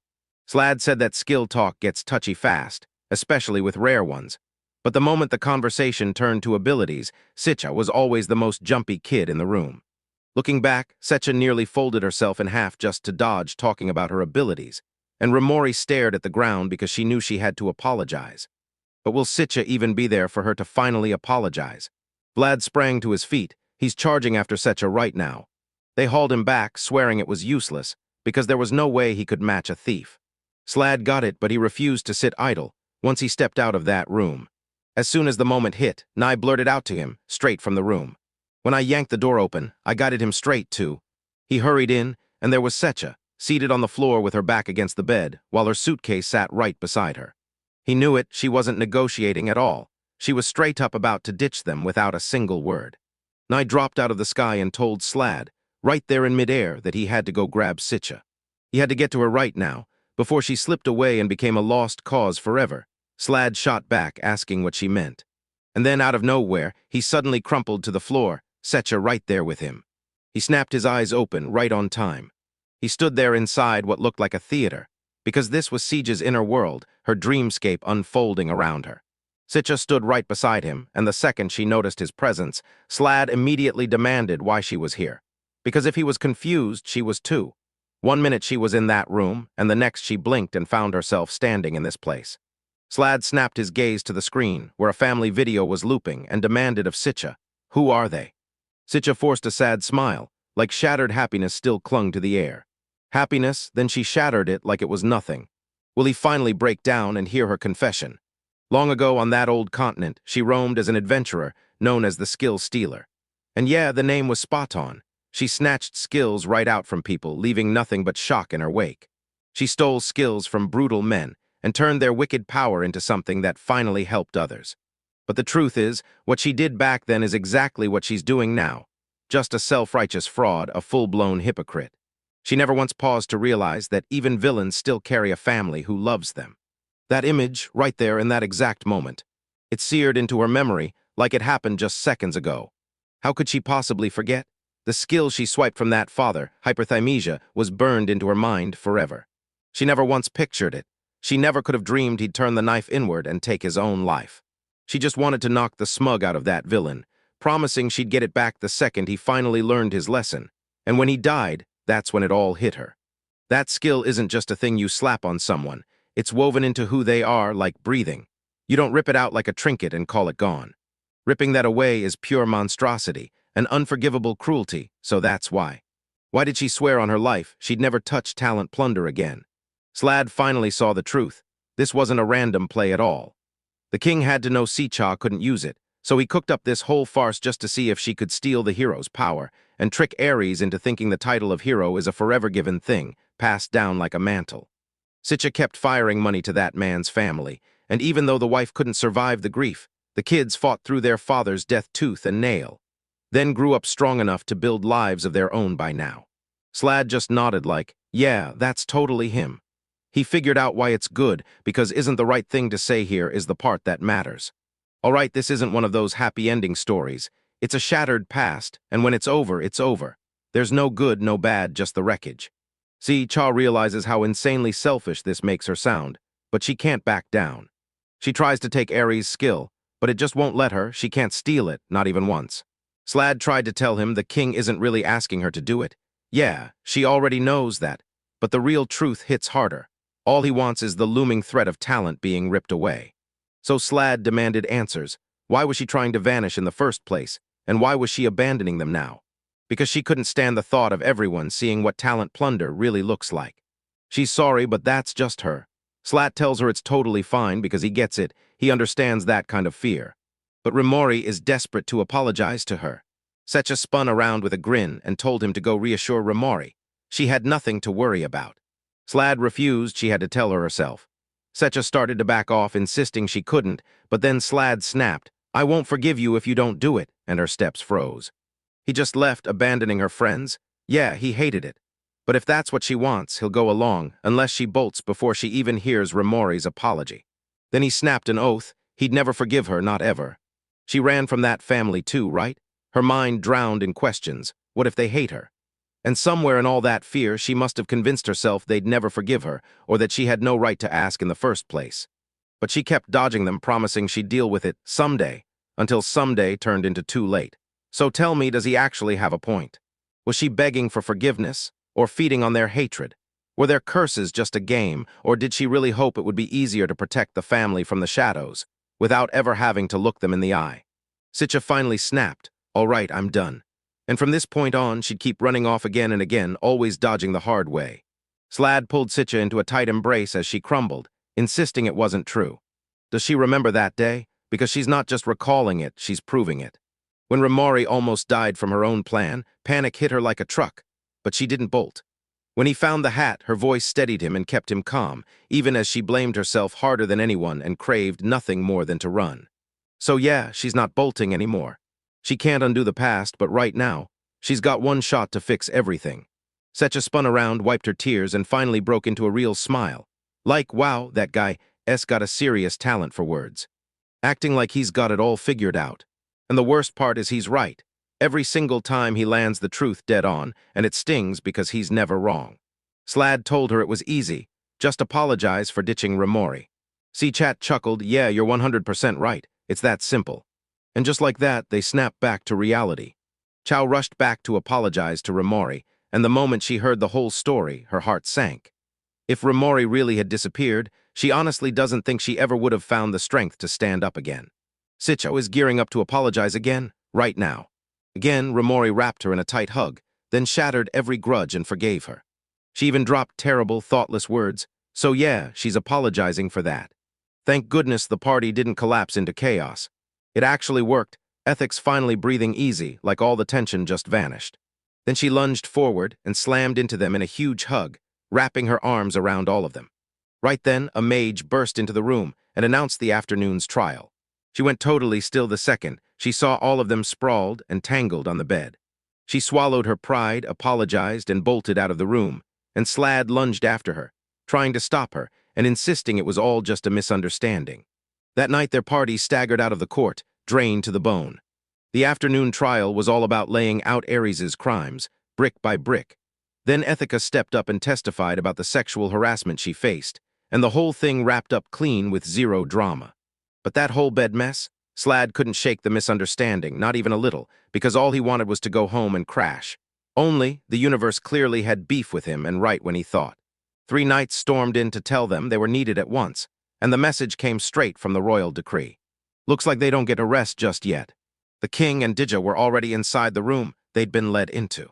Diga couldn't stop worrying. She kept asking herself if the king really was smart to summon all these people without a single guard. So that's what she's scared of. Will they swarm him at once? Don't worry. He's solid even if every single one of them comes crashing in together. Once they were nothing but harmless shadows, and as proof, he unleashed a chilling burst of power that swallowed the entire castle in an instant. Vessel, now tell me, more importantly about. So about Slad's skill, turns out he told everyone except Aries. How could he do that? That was brutal, watching the king casually address Slad like it was nothing. Vlad shot off, leaving the others in total stunned silence. Slad told him not to make it sound like he's the weird one, but come on, he already is weird enough and his skills, seriously unreal. Cassius just hoped they'd drop the formalities, so he showed up without the guards. Digio hesitated, wondering if letting them run wild was a mistake. Then Cassius just bulldozed right past her worries. He asked Slad right there if she was always so stiff and proper. Turns out, she's wildly dedicated. Diga yanked Slad to her side and snapped at him to stop disrespecting the king. Cassius scratched his cheek, totally baffled. What is this mess? Seriously, he had to stand through the ceremony just to host an old friend. And yeah, that's exactly why those clergy types drive him up the wall. Everyone snapped their heads around, totally baffled. Did he just say old friend? Yep, that's exactly what he said. He and Slad used to be comrades in the same party. Then Cassius just busted out laughing at their shocked faces like, come on, don't act like you've never seen this before. He's just some retired adventurer who fought tooth and nail to seize the throne. No more, no less. Treat him like a battle-worn mentor, and you might actually learn a thing or two. Digio was gearing up to protest again, and you could feel the comeback in the air. Raori yanked her to a stop and dug in alongside Ethica. These foods, they're straight up heavenly, like a taste from another world. Diga panicked and snapped at them, but they just kept munching like nothing happened. So tell me, is she the only one freaking out here? Cassius grinned wide like the world just opened its doors. If it's going down like this, then let the feast begin. Then comes the royal decree. Drink up, party hard, and revel like royalty. Cassius is sick with regret for dragging everyone through that brutal trial mess. Then everything only gets more tangled from there. They get it, but he still owes them a real explanation. And right now, they've got only pieces, not the whole story. All right then, let's smash this whole mess wide open and... With this question, what do they really think of Aries? Oh, that's easy. He's the absolute lowest, utterly hopeless trash, and they still can't wrap their heads around how he could ever be the hero. That's exactly why they're pushing this trial. Because even as a kid, he was a non-stop little menace, A real terror who also had that nasty streak with women, and once his coming-of-age skill appraisal showed he had real hero potential. That was the day the worst hero imaginable was born. And yeah, there's no denying it. He's the hero, plain and simple. Even better, this isn't some random miracle.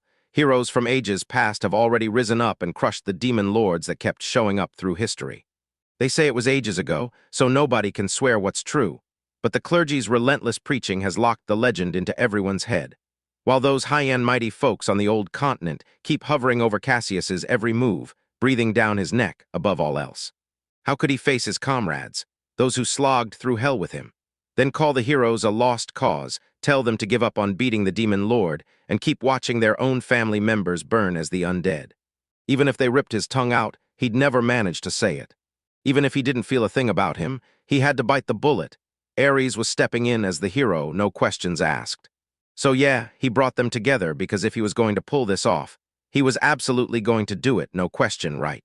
Just like he said in court, he took real pride in building the absolute best team he could. For a while, everything ran smooth. But once the wins started stacking up, Aries turned into a fool with growing confidence, no doubt left in his head, convinced he was the ultimate hero. Oro had absolutely no clue his strength was really Slad's doing. Now that it's all said and done, maybe letting Slad into the crew was the one mistake that doomed everything, though Raori didn't see it that way. Same with Diga. Without Slad, the hero's party would have shattered way sooner, and Sichca would have clocked the danger fast and bolted instantly. Cassius scoffed and acted like it was nothing, because the ladies were still totally wrapped around his finger. Eh? He shrugged, even as Slad insisted they didn't like him the same way Cassius did. Maybe just when it comes to ethics, though, it's the only exception. Are they about to witness a half-elf burst into this world right in front of them? No matter what they choose, Diga will gladly throw her own personal blessings their way if they decide to wait. Slab waited in his mind. Sure, a quiet, slow life in the elven woods sounded like a dream full of promise, but Ethica, she was a blushing catastrophe. All right, where was Cassius again? Then we rewind to how the party got picked. Aries straight up refused to team up with men, so he forced a compromise. Slad got to tag along as the baggage handler, and the rest of the spots got filled with women. Raori stepped up and volunteered, her motives crystal clear, and her skills absolutely top tier. He needed the members to be women, but he wouldn't play around. So Aries handpicked only those who could never be taken advantage of. Did you wonder if that counted the saint too? Yeah, he did factor into it, but the clergy shoved hard for one thing. She was the first member ever confirmed. Sichca, who'd been quietly tuning in, finally snapped. Something didn't add up. Was she invited because, hey, since she's a dwarf, people wouldn't even realize she was the perfect target? Cassius erupted into laughter like, yeah, Aries doesn't get that part, not yet. All right, be real, he was probably hunting her for talent plunder, and that tiny little insurance policy totally saved him. So yeah, that's the story. Hearing about the party's wild exploits, Cassius started thinking, maybe this really could work. But the complaints and petitions against Aries just kept stacking up, right next to every hard-won victory. They already knew the rest wouldn't save anyone. Once Slad was driven out, the one person keeping everything stitched together in every way, Harry's perfect little plan turned into his own fast, brutal collapse. It feels like a letdown, like the story just snaps shut, then throws them right back to the beginning. Do you think any of them honestly believed Aries could stand against the one true demon lord? Cassius figures the same thing. Yeah, they're imagining it would have been brutally hard. Have the hero crushed the demon lord? Easy, right? They tried it, and it blew up in their faces. The clergy's pro-hero faction, once firing on all cylinders when the party was formed, suddenly lost heart because Aries kept stirring chaos non-stop. And now even the old continent royals who backed him are furious, because Aries has dragged their names through the mud. So after the big shots read the reports pulled from all those petitions, they finally locked onto the one alternative Aries had been weighing all along, punishment. Now they're demanding Aries be punished. Diga shot up, slammed her hands on the table, and demanded to know what that alternative was. Because the surface races are chasing coexistence, begging for peace with the demon lord to keep themselves alive. They stared at that claim like it was pure nonsense. There's no way they'd ever agree. Cassius spun away from them, because this is the hard truth. There's not a single promise that the holy sword can even beat this particular demon lord. The clergy swears only the old demon lords count, those who weren't the rare, unique progenitor type. And while the sacred arguing rages, the demon lord is already unleashing total war. a monstrous horde marching under its command. So no, you don't have to just beat the demon lord and call it a day. The real goal is to crush the war hard enough to force peace, then hammer out a treaty afterward, and that's the only believable ending. That whole idea of the hero's party cutting down the demon lord and riding off into a happy ending. Yeah, straight-up fairytale fantasy. So yeah, right from the start, he already felt it was doomed, like there was zero hope. If he really believed that the whole time, then why on earth did Diga ever assemble the hero's party? She finally gets it. He truly felt trapped, like he had no choice but to let Aries take the lead as the hero. But if he'd already decided their fate was hopeless, then why push at all? What was their fight even for? Forget what the crowd yelled, forget what the clergy demanded. No matter if Aries was a hero or not, he could have just walked away from it all. Cassius didn't hesitate. He said the only name that mattered, Slad. The moment he heard Slad was here on this continent, a spark hit him. What if Slad was the same man who, 10 years ago, laid down the terrifying fourth pillar when the Dragon Empress faced it? Diga and Raori had no clue what they were talking about, so they demanded straight answers, furious they'd been left in the dark. Out, Slat said, then the whole party piled on like, yeah, it was brutal. They swore they were toast more times than they could count, but somehow they still pulled through and won. And honestly, he just happened to be there, that's all. Like Kasha said, he's completely nuts, so he let himself get swept up in it, clinging to hope against hope. Deep down, he probably sensed Aries was lying to himself about his power, but maybe, just maybe, he thought he could stay in that fantasy long enough to actually beat the Demon King. And then, with the worst idea imaginable, he fires Slad. What a bone-headed move. They got hauled into cleaning up his mess, and he's genuinely sorry for it. Slat told him, there's nothing to forgive, because we know you've got your reasons, you just did what had to be done. And then he hit him with the truth. If you weren't there, I swear you'd have never met any of these guys. Cassius shot out an apology. No way he could live with himself if he didn't do it right. Either way, with everything going on in this hole. He's already stitched together deals with the clergy factions and the old continent royals. Now they can rip the hero title off Aries, drag his crimes into the light, and publicly claim they're extracting and locking away his power, even though none of it really has to happen. Actually, in all of this mess, they keep wronging each other the most. Sichca flicked her gaze to the window and the dark sky beyond, and suddenly it hit her. She couldn't stay stuck anymore. Honestly, she still can't get her head fully around this peace treaty idea. But when they've got someone standing right there, basically rewriting legends in front of them, turning fairy tales into reality might not be such a wild dream after all. She couldn't stop thinking about that man, and inside her she begged for forgiveness, then quietly pleaded for permission to use this power one more time. All right, she's about to take the heat, and she's not backing down. Mary's destiny hinged on the hero's raw, unstoppable potential. As the night dragged on, Slad stood outside the balcony, locked in place like he was waiting for something to explode. Ethica swept in with a glass of wine in her hand. Slad checked in, asking if she was holding up and if the wine wasn't too strong, and Ethica shot back that she could handle it no problem. Then she set her glass on the railing, her mind racing over whether this was truly the right move. Slad didn't even know if any of it was truly right, but one thing hit like a slam dunk. Aries did way more than enough to make everyone else feel like there was no other option. He shoved Cassius earlier, pressed him with brutal questions, and finally let him read those petitions. Then the truth hit. Just how many innocent people Aries had crushed, while everything stayed buried and out of sight. And through it all, Aries never once apologized to the victims, or the families he left shattered. And somehow the world had to swallow him whole, because he wore hero like a get-out-of jail card. That title was the only thing keeping him from rotting in a cell or getting shoved into mines to break rocks. Nothing else. He's arrogant to the bone, selfish down to his marrow, and he can't even choke out a simple thank you. He doesn't understand gratitude, he doesn't care about anyone, and he treats women like toys for his pleasure. He doesn't value human life at all. And now Ethic realizes it, he's not the hero anymore. And yeah, even though Slad insisted otherwise earlier, she just knew. He was keeping a way closer eye on Aries than he ever admitted. On maybe part of him still cared, deep down, but Slad snapped her sentence in half and waved it off like it didn't matter.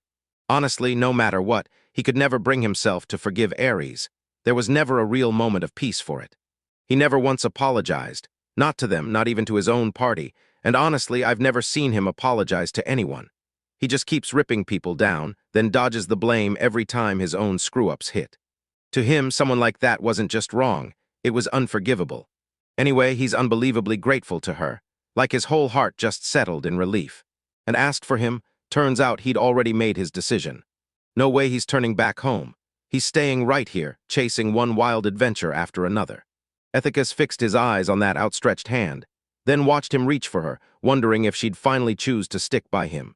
Before she ever met him, she had zero clue what the world outside even looked like. Sure, they haven't been adventuring together that long, but he's already opened her eyes to so much. And still, there's this massive mountain of things she hasn't learned yet. Honestly, I can't even explain it. Learning new stuff right now feels absolutely amazing. So she gripped his hand and vowed to keep adventuring with him, no turning back. Later that night, the whole world finally went quiet, until everything exploded. The night found Slad curled up in his room, staring at the ceiling like something was about to break. Diga stormed over and started talking to him. He swept in and offered her a cup of tea. Diga looked absolutely wrecked with anger. She dropped into a deep bow to beg for forgiveness. She was dead wrong to believe she could ever survive Aries. It was all her own damn folly, just the clergy's brutal arrogance, and she must have dug into Aries's file. Yeah, she's convinced a guy like that doesn't deserve air, and if anyone should have ended him, it should have been her. If only she'd acted sooner, maybe fewer people would have become victims to his hands. Watching her break down from pure guilt, Slad slid beside her and tried to steady her heart, because even he had no clue how far Saris had already fallen. Sichca hasn't even uncovered half of it, so there's no way she could have known the whole truth. But didn't you think maybe the others just couldn't, while she, above all people, should have seen it? Of course, turns out the clergy were the ones protecting the hero's immunity. They'd been feeding those hero legends for generations, so there was no way they were going to deny Aries true power. Because those skills are divine gifts, so if the hero turns evil, it feels like the gods themselves are at fault. She's absolutely certain that whoever covered up Aries's villainy, step by step, did it with intent. Yeah, that whole clergy obsession with skill supremacy isn't some fresh rumor. It's been simmering for ages. Inside their ranks, there's a group that'll use literally any trick to shove divine authority down everyone's throat. And if they're the ones pulling the strings, then it would. So yeah, explain how Aries' atrocities stayed hidden from them for so long, because every single piece of it clicks into place. Truth is, Slad got hit with his own brutal share of problems with them. Diga hated herself because, even standing close enough to the clergy's core to spot their moves, she missed everything. She was the saint, after all, and her only mission was to shepherd the hero and crush the demon lord, so her duty drowned out everything else. Slad told her, hey, this mess with Aries isn't all on you, I'm sharing the blame too. With Aries in the party, he barely gave the guy a word. He shut down any real communication way too fast, and now he's stuck thinking he should have told Sichca to keep an even closer eye on him. Raori knew Aries was beyond saving, but she still looked the other way for her own agenda, and Sichca, still trapped in her past, couldn't bring herself to steal his talent even though it would have been so easy. Every single one of them mattered, no matter what. No matter what he says, he can't shake the truth. Words alone can't numb the regret that's burning in her. But he's her friend, her comrade, so when she's hurting, he's praying she'll finally let him share the load and take some of that weight off her shoulders. Wait, turns out that skill wasn't built for flashy damage at all. It was meant to play the support role, the kind that backs you up when it matters. Determined as his eyes burned, Diga swore to reform the clergy, so she desperately prayed that Slad would finally hand her this chance. She refused to be the kind of person he could just toss aside and forget. Slad blurted out, totally thrown off, because not once did he ever imagine cutting her loose. Seriously, Diga throws herself into everything like it's a fight, bold, stubborn, and so set on her way that once she decides, nothing shifts her mind. Sure, she blows up, threatens to punch him, and comes at him heated, but she never actually lands the hit, and he's praying it stays that way. Diga finally gets it. Slad wasn't just showing her a dream, he was pointing her at the real thing. This is exactly what she wants, the path she chose deep down. Aries carved deep wounds into the world, yet the hero trial still insisted he had no legal blame. They still drag around the weight of his sins, and now they have to keep going, staring down their own failures every step of the way. Years have passed. Now this next journey might be the moment it all finally truly begins. The very next day, Slad hit the market running, like something big was waiting for him there. Rush out and buy the ingredients for that slime jam apple pie. The second he spotted a crowd, he shoved his way through and grabbed the first person he saw, demanding to know what everyone was gathered for. Turns out the verdict slammed down as guilty in the hero trial, so now they're hauling Aries away.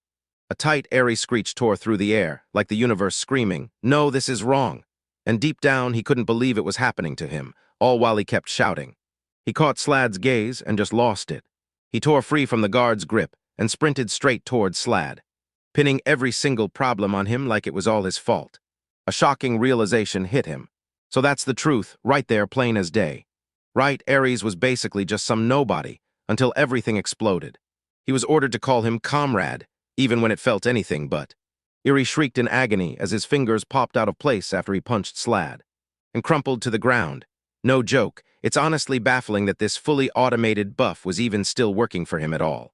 Slad dropped into a crouch to match Aries' height. He bowed his head, leveled with him one last time, and then cut ties, goodbye for good. Scoffed like he couldn't believe a word of it. Leaf barely had a chance to move before a squad of guards swarmed in to grab him. Then Slad just vanished in silence and walked away. Aries' target suddenly swung off course, and the fully automated debuff snapped out of action. It's like Slad's brain has fully checked out now, watching him swing wildly without a single thought behind it like this, he's not really a hero at all, more like a tragic end that's already starting to. And it rampaged like a mindless monster with zero chill. As he came storming back to the royal castle, they all cheered as he returned. People grumbled in spots and then kept on complaining because the wait stretched on so long. Eventually, they grabbed their tools and started digging for real. It's been 2 brutal weeks since the whole crew was together. Diga has just crawled back into the clergy, and man, she's locked in with the monks like she's been training non-stop. The higher priests keep warning her that a saint shouldn't touch those kinds of activities, but Diga shrugs it off and does exactly what she wants. Raori got swept into the royal castle crew, and now she's mixing potions for the frontline fighters, thrilled that she can fight back in ways that aren't just swinging at demons, like pushing back against the hatred toward demi-humans. And once she clicked with Ethica, the two basically took over the shopping scene together. Sichca just snagged a gig with Cassius, and the job screams espionage. She milked the talent plunder situation for every last drop, then made Cassius do the heavy lifting, pulling strings left and right for her. And yeah, once Sichca goes down, she bounces back fast, no staying down for long. As for Nye, she's been zip-zapping around the capital lately, slipping sweet dreams to the kids. Then at night, she rockets straight into Slad's dreams and drops the bomb. His subconscious is officially her new permanent home.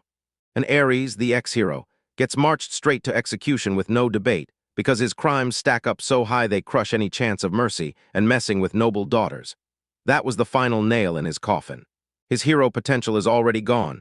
Sichca snatched it from him, and now the ultimate fate is locked in Diga's hands. And just like that, the hero's party got officially shattered into nothing. The one reason that dragged them into this adventure in the first place is already gone. To team up for an adventure with Ethica. And right now, they're out in the forest hunting herbs for a job. Right then, Ethica felt a chilling, ominous power looming right above her. She launched herself from rock to rock, sprinting up toward the summit and stared up at a wild, unsettling sky hanging right over the capital. Everything is falling apart, total disaster. The capital is getting crushed under a full-blown siege. Zombies are crawling in, and skeleton hordes pour over the battlefield. Legion is coming. But the capital is supposed to be untouchable. There's a whole clergy barrier keeping the monsters out. So how are they getting in? Why is it failing? Why Ethica was about to sprint in there, until Slad slammed the brakes on her. Yeah, sure, one-on-one they crumble, but just look at those numbers. This isn't some random clash, it's a full-scale invasion. This is war. And no way Cassius would let an undead army this massive slip in unnoticed. There's got to be something bigger lurking behind it. He whipped his gaze back to the sky and spotted a person perched atop a skull dragon, charging straight at them through the air. That person crashed onto the ground, and the moment they did, they recognized Slad. That's Zelharni, the necromancer division commander for the Grand Army of the Demon Lord. Wait, did he just call him the Demon Lord's division commander? That's peak rank, and it screams disaster. The barrier normally shrugs off regular undead, so they don't even try, but if a necromancer is driving the moves, then everything flips, and the rules don't hold anymore. The forbidden class necromancer, those masters of death, can command undead puppets so they blast right through the barrier, and if they'd unleashed this army right after closing in on the capital, they would have never felt the enemy's approach. And still, one necromancer controls all of them.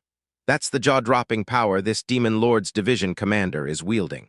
So why is Zelharni here? He's come to stage a rescue for that poor hero of theirs? Yeah, the one they couldn't wait to execute. Their glorious Demon Lord has straight up fallen for Aries. Yeah, you heard me, praising him like a prized treasure. with an ego so pure it could light the underworld and a darkness that feels almost breathtakingly evil. Even the toughest demons feel small standing next to him. And with that, he crushed any hope of peace. His terrifying power in battle became truly devastating for the resistance. Honestly, shoving him into some hero role is a total waste of what he could be, right? Aries should be in the Demon Lord's legions, on a proper command seat where he truly belongs. Honestly, he's got a point. Strip the hero badge away, and Aries is vile enough to climb straight into the Demon Lord's inner circle as a top general. No stretch at all, which is why you can absolutely call this aggressive recruitment. So yeah, they can bolt for their lives if they want, but whether they'll actually escape is the big question. Beating these numbers is straight up impossible. This is a total disaster, too many to taunt or control, and if the hate control starts to crack, it'll shatter everything. Against Zelharni, a fully automated debuff could have worked if Slad could reach him, but Ethic is right here. She's exposed, and Zelharni is way too far, so Slad can't even land a single pebble on him from this spot. If he does nothing, Ethic is finished, dead. Slad snapped and shoved the warning into her, run, forget him, and don't look back. A blinding light suddenly flooded the whole area, and he froze mid-step. As the smoke cleared, Ethica stood in front with Sylph looming tall behind her, refusing to hand Aries over. Because Aries committed terrible crimes, and now he's got to face the judgment he earned. Sylph erupted into a thunderous roar. Roar blasting those underlings to pieces. Slab stared in disbelief. When did she and Sylph get this ridiculously strong? After a whole month of non-stop adventuring, he finally went down, knocked out cold. And yep, she leveled up too, right on cue. Forget all that. Strike the torch for her right now, no questions, just do it. Now, thank goodness Slad actually managed to keep that magic flint safe so he lit the torch using it. Zelharni just smirked. Wow, she really knows how to pull off a surprise party, huh? Shame it's completely pointless. You're seeing it now, his special Necrolord skill, this one-of-a-kind power. That's the real ticket. With this wicked power, he can summon and control an army of undead far bigger than any plain old necromancer could ever manage. Sure, here's the catch. Each one is ridiculously weak by itself, but don't worry, they can fix that too. Next, Zelharni thrust his hand up, and at the exact same moment, a colossal golem forged from hundreds of zombies hauled itself from the ground. Tada, one brand new undead target just dropped, and I'm ready to smash it. A tiny puff of wind won't even slow this monster down. So yeah, now they'd better play nice and be ready to get squashed flat like pancakes, because that's what's coming. Slad's torch flared to life, blazing bright in his grip. Rising up, it surged into the giant fire spirit, salamander forming with. Unleash a torrent of fire straight at the golems. Slad's jaw dropped in pure disbelief. She called up yet another spirit even with Sylph still standing right there, and you know Ethica would have clocked that. She snagged multiple summons just a bit ago, yeah, because that whole month, he missed it all. But once I'm done with this, that undead golem is going to get obliterated, straight up trash. Yeah, this is gonna work, and oh no, he just cursed himself the second he said it. Zelharni let out a sneering snicker, like he was openly laughing at them. Yeah, fire absolutely wrecks the undead, but it's useless right now, because as long as he still has the Necrolord's skill, that weakness won't matter. And with a sharp command, he made the undead golem rise again. They just stared, stunned out of their minds, because what they were seeing couldn't possibly be real. But Zelharni just broke into a grin, because Necrolord had handed him the kind of power that summons an endless legion of the dead. Yeah, he can bring his undead puppets back over and over and over again. And if that's real, then this power is straight up beyond broken. Ethica won't quit for a second, because if he dares to resurrect them, she'll burn them to ashes before he can even finish summoning the next one. The salamander spat out another roaring blast of fire. The undead golem rose again, this time like it never stayed dead. Zelharni burst into helpless laughter, and with a grin he basically said, "It's pointless." I think she snapped her tongue, like, yep, that's how it is, and then it just hit like asterisk this. Now the skill user is suddenly the target too. She snatched up her bow and arrow, ready and waiting to fly. Zelharni got out of the way with terrifying ease. If that attack is really aimed at him, things are about to get nasty. He's grinning because he's strapped on that arrow deflection blessing. Turns out being ready always pays off. Arrow deflection blessing is a wild little item that burns mana to bend incoming physical projectiles away, so those physical hits just miss. And if Raori were here, she could pour mana into the arrows and turn them into true threats. Anna Ethica pushed, can Slad tag Zelharni with debuffs? But it probably won't work, if only he'd actually told the golem to attack him straight up. Zelharni never told the undead golem to single them out. The thing just hated the living on sight and tore into them on pure instinct. Slag clenched his fist. Maybe this close-up could work on the golem, but the aging trick was pointless against something already dead, and even if he crushed it, it wouldn't matter once the undead just got summoned again. So it's on Ethica now, she's gotta stop him. Then Slat swallowed his pride and apologized. If he could control his debuffs on purpose, like, for real, then they wouldn't be firing off automatically, and he wouldn't be trapped in this mess right now. Ethica shoved her hands up to his face and cut him off, telling him he didn't need to apologize. She said her side just demanded a little more effort, that was all. All right as the golem was about to smash the salamander blasted it away with a roaring burst of fire. Ethica threw everything she had into the fight, but eventually, exhaustion finally pinned her down. Meanwhile, Slad kept his eyes locked on Zelharni, grilling him like, "Are you even using mana? If he wasn't, then what was it, some necrolord power or a slick item?" Zelharni wasn't even out of breath. And he wasn't just fixing the golem. He was summoning brand new zombies and stitching them right into its body, swapping in fresh flesh and bone to replace what got torn away. It's wild. He looks like he's conjuring an endless army out of thin air. Right then, the truth snapped into his head. If Necrolord really can spawn endless undead, then earlier he'd been playing it safe on purpose, and now it hit him hard. He'd wasted the one move he could have made. Slad snapped back to reality when Ethica suddenly staggered, and then dropped hard to the ground. He swept her into his arms while she pleaded, saying she'd hit her limit, and the spirits' voices started fading fast. Slat told her she'd done an amazing job, but then he snapped. He's the amazing one, not her. Compared to everyone else, she's still just a green spirit user. Even the spirits can only hold their ground against the Demon Lord's elite, because he's right there with them. His crew is strong because he's strong, so when he steps up, everyone around him starts shining. So she prayed he'd stand tall, proud of the power he's got. Because if she did her part and her role is finally complete, then now it's all on him to grind through just a little more. The instant the spirits vanished, weird as it was, he suddenly lost consciousness for ethical reasons. Zelharni let out a sharp snicker, then started spitting out nonsense, sure, and then. But Slad snapped in, cutting him off mid-sentence, eyes snagging on the name he'd tossed out so carelessly, Transcendent Lord. That's the real title of the unique species, the fifth pillar's Nalfi King, and Slad was basically saying. Everyone knows that, right? When Zelharni flinched, Slad. All Slade needed was a single look, because the moment it landed, he knew the truth. The man was lying, and his suspicion was right. It began as a flimsy little doubt, one sharp sliver that wouldn't let go. An infinite army, was that actually true? If it really was infinite, he wouldn't have to grind for hours wearing Ethica down in some slow attrition fight. He'd just summon wave after wave, raise them all into undead golems, and crush the problem instantly. And that means one thing is dead certain. There's a brutal cap on how many he can summon, and how many he can actually control. And that skill name, **Necrolord***, doesn't add up. Necro screams incorporeal undead like wraiths, but what he actually summons are plain zombies and skeletons with real bodies, not spooky ghosts. Since unique skills are supposed to name exactly what they do, Corpse Lord or Cadaver King would have fit way better. So yeah, this is inconsistency number 1. Inconsistency number 2 hits like a punch. His production capacity is just too unreal, straight up defying logic. Making undead always burns mana for a necromancer, and summoning spirits costs the same for a spirit user. That's the core price of the whole system, yet Zelharni shows 0 mana depletion. Not suspicious, fundamentally wrong. So does Necrolord really wipe out the mana cost completely? Yeah, I doubt it. Zelharni just happened to bring up the Transcendent Lord. That name is the real name of the one and only Nalfi King, the monster with the 5th pillar. Have you heard of him? Zelharni scoffed with a grin. He never would have guessed a non-necromancer like him would even know names that high class.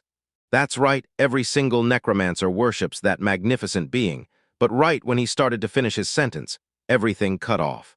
Slad snapped in and cut him off mid-sentence. Yeah, there it is. Just like he feared, every word of his story is a straight-up lie. Lie and the undead pour out forever with no end in sight, because that power belongs only to the Nalfi King. A B-lister like him, huddled under the 16th pillar Demon Lord, hasn't even clawed his way to the right to swing power that matches the Transcendent Lord. There's no way. Zelharni snapped with rage. So what if he ca? Then he basically stretched the truth about his skills and yeah, sure, whatever, but the brutal fact stays the same. He's still dying here right now. So he commanded the undead golem to smash Slad to dust. Zelharni let out a burst of laughter he couldn't hold back. Right when the undead golem squashed him flat. Thinking they were gone, at least that's what he told himself. With one brutal move, he shattered it into 100 flaming pieces. Zelharni was left standing there, completely baffled. Then he snapped his gaze to him. What's the delay? Because if he could raise undead forever, wasn't that the whole damn boast? Go on, show it. Show them that endless power of yours. Zelharni snapped a curse under his breath. He steadied his breath, lifted his staff, and shouted, summoning every zombie in the capital. Slad just watched the whole scene like it was nothing, calm, cool, and completely unfazed. Hands shoved deep in his pockets, he shrugged like, yeah, that's what I'd do. He's not summoning with the book, he's recalling with the staff because of course he is. Predictable. Still, you can't really blame him, since Necrolord's window to siphon mana back from fallen puppets is painfully tight. His Necrolord skill lets spirits take over corpses. Then he yanks the strings until they crumble, recalls them, and siphons back their mana like a perfect recycling system. Or is he dead wrong? When Sylph split his forces earlier, he slapped on a brave grin, but deep down you could practically feel the panic pouring off him. Since the undead got tossed beyond his healing range, all the mana he poured in to save them turned to waste. There was no getting it back. So he couldn't just crank out replacements out of nowhere. He had to yank backup from the capital, the same move he's pulling right now. And this time he fused them into something heavier, tuned it so no one could knock them back out of range again. Smart move, but honestly it was too predictable. If the wind can't scatter them, he'll just recycle the mana even after they're destroyed. His plan was clean. Crush them before they even realize. Then Ethica hits the field with Salamander, and now he's stuck in this pathetic grind he can't keep up with. Yeah, the most undead he can sense in one shot is around 30,000. Basically, the hard cap his mana pool hits, even with his gear buffing it, so Necrolord isn't some spawn forever cheat. It's about draining the fallen units, possessing spirits to refill his mana, letting him resummon and regenerate them. That's the pitiful truth behind his so-called infinite army, nothing more than a fancy name for a recycling program. Zelharni couldn't believe how deep Slad's analysis went. Now he's sure he's not some baggage carrier at all, so who the hell is he? Slat stalled for a second, weighing his next move. So he'd say he was just unemployed, or he'd admit he worked as a baggage carrier. But Ethica's words hit him hard, and he could barely finish the thought. He froze mid-sentence. Confidently blurted that he is Slad Masty, the SSS-rank adventurer who stood up to the Dragon Empress Tiamat and crushed her, 10 years ago. Zelharni erupted in a wild cackle. Oh, come on, how absurd was that? Like a pathetic scum like him could ever beat the Demon Lord's own mother, come on. Then it hits. The Demon Lord we're talking about was born from the Dragon Empress. New intel, right there. Slad even thanks him for spilling it. And just moments ago, he snapped out a laser-specific order. Pulverize that worthless baggage carrier. Those were his exact words, Zelharni did. Figure out why he was bringing it up right now asterisk, and what it meant. Right as the skull dragon he was riding crumpled to the ground, he snapped, what the hell is going on? Was it because he finally burned through the mana to keep it standing? Yeah, who knows, dude. Yeah, Zelharni flat out tells him to yank every last unit out of the capital right now, refill his mana while he still has time, and he's sure it's all a sneak play to get him to fall back. But then it hit him fast. Yeah, turns out that was definitely not true. As his army started crumbling, soldier by soldier fell away. Slad closed the distance to him, and you could almost hear the gears turning. He suspected Ethica had clocked his little manadrine trick from the very start, yet she still let him run with it. So what's the real reason? From her very first move, Ethica was already calling in backup. Fast. Sylph, a wind spirit, can fling sound across massive distances, so that first scream wasn't random at all. It was a coded signal handed straight to their allies. And the fallout from that call is landing right now. Diga and Raori finally reached the front, ready to wipe out an army of undead. Zelharni snapped his head back at them, totally baffled. When did they get this powerful? His intel hadn't said a word, not even a whisper. But until now, they'd been busy playing support for the hero Aries, and priorities can flip fast. Zelharni clicked his tongue, pure frustration boiling over. All right, fine. Then he'd take him down no matter what, even if it meant his last breath. Right when he was about to close the distance, his staff slammed down onto his head. Head had barely made it out when Sichca slammed him down, and now both of those restricted goods are off limits. But the guild could still shell out a pretty penny for it, because it's prime research gold. But first she'll blast those zombies out of existence, and just like that, the entire army drops dead. Zelharni just couldn't wrap his mind around it. How in the world could that happen? Only a necromancer should be able to wield power like this. It's nothing, just the perks you get when you're abandoned. Limited charges, sure, but her stolen goods utilization slips past all the little user requirements like they don't even matter. With his infinite army, he's declared its command revoked. No exceptions, no mercy. Well, he's completely screwed. Somehow they dodged an absolute disaster, Cha chuckled. And yeah, that was one hell of an intense date with Ethica, wasn't it?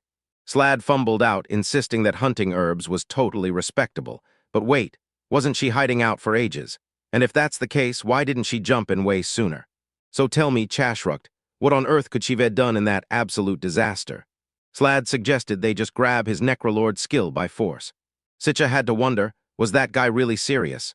Unique skills can't be ripped off with talent plunder, and to make it worse, he was completely out of range. Right then, Diga and Raori rushed in to check on them. Diga dropped to a crouch and inspected Ethica, then let out a breath of relief. This was only simple mana exhaustion. Slad quickly thanked her for showing up so fast. Oh, come on, someone like him should have had this in the bag, right? Not even close. If he just stood there, that debuff wouldn't have snapped onto all the undead. He had to work for it, forcing their attention onto him for once. Raori glanced at Zelharni and instantly clocked it. He belonged to the demon race. As she closed in, Zelharni snapped his gaze onto her and clicked his tongue. Wait, she's a half-demon, right? So tell me, what reason does she even have to be mixed up with him? Raori pressed him and asked, do you know a demon named Karnd? But Zelharni swore he'd never even heard that name before. All right then, she's done here and the whole mission's finished. Zelharni cursed at her, demanding to know why she wouldn't just end his life fast. Finally, Raori shot down his offer, and Zelharni burst into laughter. She gets it, doesn't she? Killing him changes nothing, because the Demon Lord is the real game, a whole shuffle of power that keeps going. Holds the power to bring the fallen back to life. Diga couldn't wrap her head around what she'd just heard from me. Meanwhile, Sichca snapped her head side to side, insisting he was lying through his teeth. This was nothing but a pathetic bid to save face. So let them believe whatever they want. Ashengull didn't just get lucky. He inherited the power to command life itself from his mother, the Empress. Empress, sure, it might flop for some nobody-foot soldier, but Zelharni runs the Necromancer division as its commander. He'll be dragged back to life, and then he'll hunt them down. Diga erupted in panic. If that's really true, then they're finished. Raori's eyes went cold as she pictured her mother, and Sichca's rage erupted. Those dead coming back so easily? No, something like that can't be allowed. Life isn't some tiny thing you toss aside and swap out. Because power like that doesn't belong to someone who spits on life, flinches at it, and treats it like it's worthless. Sadly, Slad shattered the silence that hung over them like a heavy shadow. Heck, even if the Demon Lord really can resurrect the dead, something in him just screams that Zelharni isn't coming back. Meanwhile, inside Ashengull's Dragon Demon Lord castle, Ashengull heard the devastating blow. Zelharni had fallen. What a pathetic excuse for a dog to think he'd actually fail at something and still call it courage. After he personally handed him the Necromancer Division Commander rank, because that terrifying skill of his was the only one that mattered. A goblin-looking servant stepped up and demanded his orders. And of course, it's all to bring Zelharni back to life. Ashengull couldn't afford to lose him, so he ordered him to rise again, because that skill was priceless. But nothing's happening, so what's the point of all this? Zelharni's resurrection fails, and while it all falls apart, his fury snaps to his servant as he demands why Zelharni never answered his summons. The servant snapped into panic. There's no way someone with his lowly status could ever pull that off. Maybe Zelharni himself rejected his call, but nope, that can't be it, because Ashengull's command to resurrect is ironclad. This means nothing. Ashengull tore through the air, demanding answers about what the resurrection had gone and messed up. He let loose a terrifying surge of power. That moment wiped out everyone around him. Moments later, the servant came back into view, standing right in front of him. Mysterious Shumble has handed him a brand new life. So the servant dropped to his knees, pouring out pure, heartfelt gratitude. This was the proof that his power never faded, so why won't Zelharni come back? The servant swallowed hard and asked permission to speak. So tell me, does this power of his really have the power to bring back absolutely anyone, no matter what? No, turns out there are only 3 exceptions, and they can't be brought back by the divine power Ashengull inherited from his mother. He'd never come across species like this firsthand, unique, unknown, and totally new to him. And those who have reached the end of their natural life. Then Zelharni might have been killed by a chilling skill that siphons your lifespan right out of you. They're not even sure it exists, But if it does, this unique skill feels totally real. Shumgal mulled it over, and yeah, that explanation really fits. It's way easier to swallow than the idea that Zelharni would actually dare defy his resurrection command. With that settled, his eyes snapped down to his servant. Did he seriously challenge his divine authority? That kind of insolence screams for 10,000 deaths. 1, 2, 3, game on. 3, 4, 5, 6. Count it down like the next move is about to explode. 99.97, 99.98, 99.99 fire. And just like that, it's over. Now he finally gets to rise. Aries, the hero you're talking about. He only ran into once, and he tried to recruit him on the spot, but fate slammed the door before he could. What a grind. He'll just have to cook up a new plan because Aries' value makes it totally worth the trouble. The servant shook all over as he gave his agreement. Rage, no, at least that's what I thought. Shumgal shot him a glance that lasted a full second. He had just seconds before he struck, ready to erase him and take the $10,000 because this was his first shot at the prize. A shingle barked an order at his chief strategist. Black Low had one job: grab Aries and drag the hero back to him, then, right out of thin air, Black Low in a black cape materialized, dropped into a bow, and started the shun gleaming. Jungle, if it's his decree, then it's done. While Slad and the others rushed to tell the king everything they'd uncovered, Cassius snapped his tongue in bitter frustration. If that power to revive the dead is real, then this is going to be a total nightmare. He demanded, Slad, are you sure once someone's lifespan runs out, there's no bringing them back? And Slad snapped back, yes. 10 years ago, not a single monster who'd aged out and died from his debuff ever returned. People say the deadliest part of fighting the Dragon Empress wasn't even her. It was the monsters that kept crawling back to life again and again. But once they realized Slad's debuff was the real deal, everything flipped in an instant.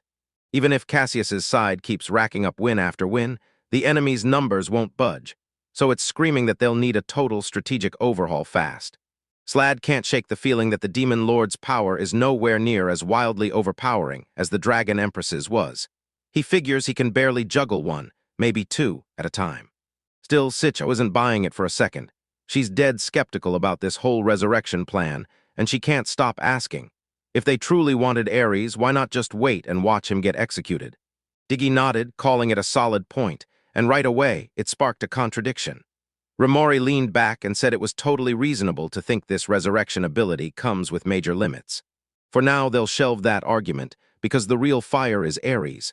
If they execute him, they might have to drag him back to life. So yeah, that means they can't just slice Aries down anymore. And Digio's stuck wondering if that's truly a problem, because he's not got the hero's power on his side anymore. You're right, if he slides into the Demon Lord's ranks, it's like a fish back in water, all chaos and freedom. But Raori just pointed out the brutal truth. Aries is unbelievably weak without Slad. So yeah, even if he joins, they'd probably toss him aside as dead weight. Which is a solid argument, and there's even the option to use the debuff to just age Slad to death, but Cassius will not let Slad get turned into an executioner. Right now, dodging the execution is the only move that keeps them alive. Alright, once again, Cassius is so grateful they survived. Good news now, reward later. They really knocked it out of the park. And just like that, everyone started to peel out and head for the exits. Slad crashed the moment and stopped them cold. They're not saying goodbye for good. And somehow that push left a sharp sting of loneliness in his chest. Because when Aries threw him out, he felt absolutely nothing. Back then, he'd already given up, certain that if they ever found out his real power, they'd vanish him from their lives forever. But now it's different. They know the whole truth, and somehow they still refuse to leave him alone. From this point on, with all of them around, he finally feels that rush in his bones. This is the exact wild adventure he's been craving. So he drops a proposal. Why not form the party again with every single one of them? Slad jolted awake at a luxury villa by the capital, basked in a ribbon of sunlight, then shot to the kitchen to slam down a cup of coffee. I swear it drifted past like it was bored out of its mind, yawning the whole way, and bolted to the bathroom to brush your teeth before. He bolted back to the kitchen to dig into breakfast. While downing a cup of coffee, Slad skimmed the newspaper announcing Aries, the hero, had fallen 2 full months after the final judgment. Wait 2 months? Slad bolted upright and spat out his coffee like it burned, screaming. They rebuilt the party, but for 2 straight months they haven't landed a real adventure once. He swore he'd stay disciplined. And somehow, somewhere along the way, he fully gave in to pure, total laziness. At first, he somehow kept himself in check, But the moment the money ran dry, he started abusing his position like it was a cheat code. Then they moved into a villa, ditched basic rations, and stuffed themselves on desserts. He saved the world once because when Kasha said, "Don't worry about the little things," he swallowed it hook, line, and sinker, and foolishly believed every word. Before he even realized it, he was sliding down the easiest path, and he yanked Ethica along with him, too. The absolute worst part? Ethica's so far gone she never even questions what they're doing. She might not think it's an adventure, but she's totally loving every second. Then she spun around and said, "Look at this, isn't this dress the cutest?" But this rich, carefree life is exactly the kind of thing a rookie adventurer like her should never get comfortable with. Slad slammed the table in pure frustration. Seriously, what kind of adventurers flex SSS rank perks just because their greatest wins are harvesting herbs and slaughtering goblins? Ethica mulled it over, and yeah, those quests had started feeling painfully repetitive lately. Slad's gaze shot to her right. Yeah, you felt it too, because she clearly knows she can just say what's on her mind to him. And honestly, Ethical figured dumping everything on his plate was the smartest move. Oh no, she's transforming into that powerless, helpless kid who can't stand on her own. Determined Slag clamped onto her shoulders, and right now, today, they're absolutely diving into a totally different kind of job.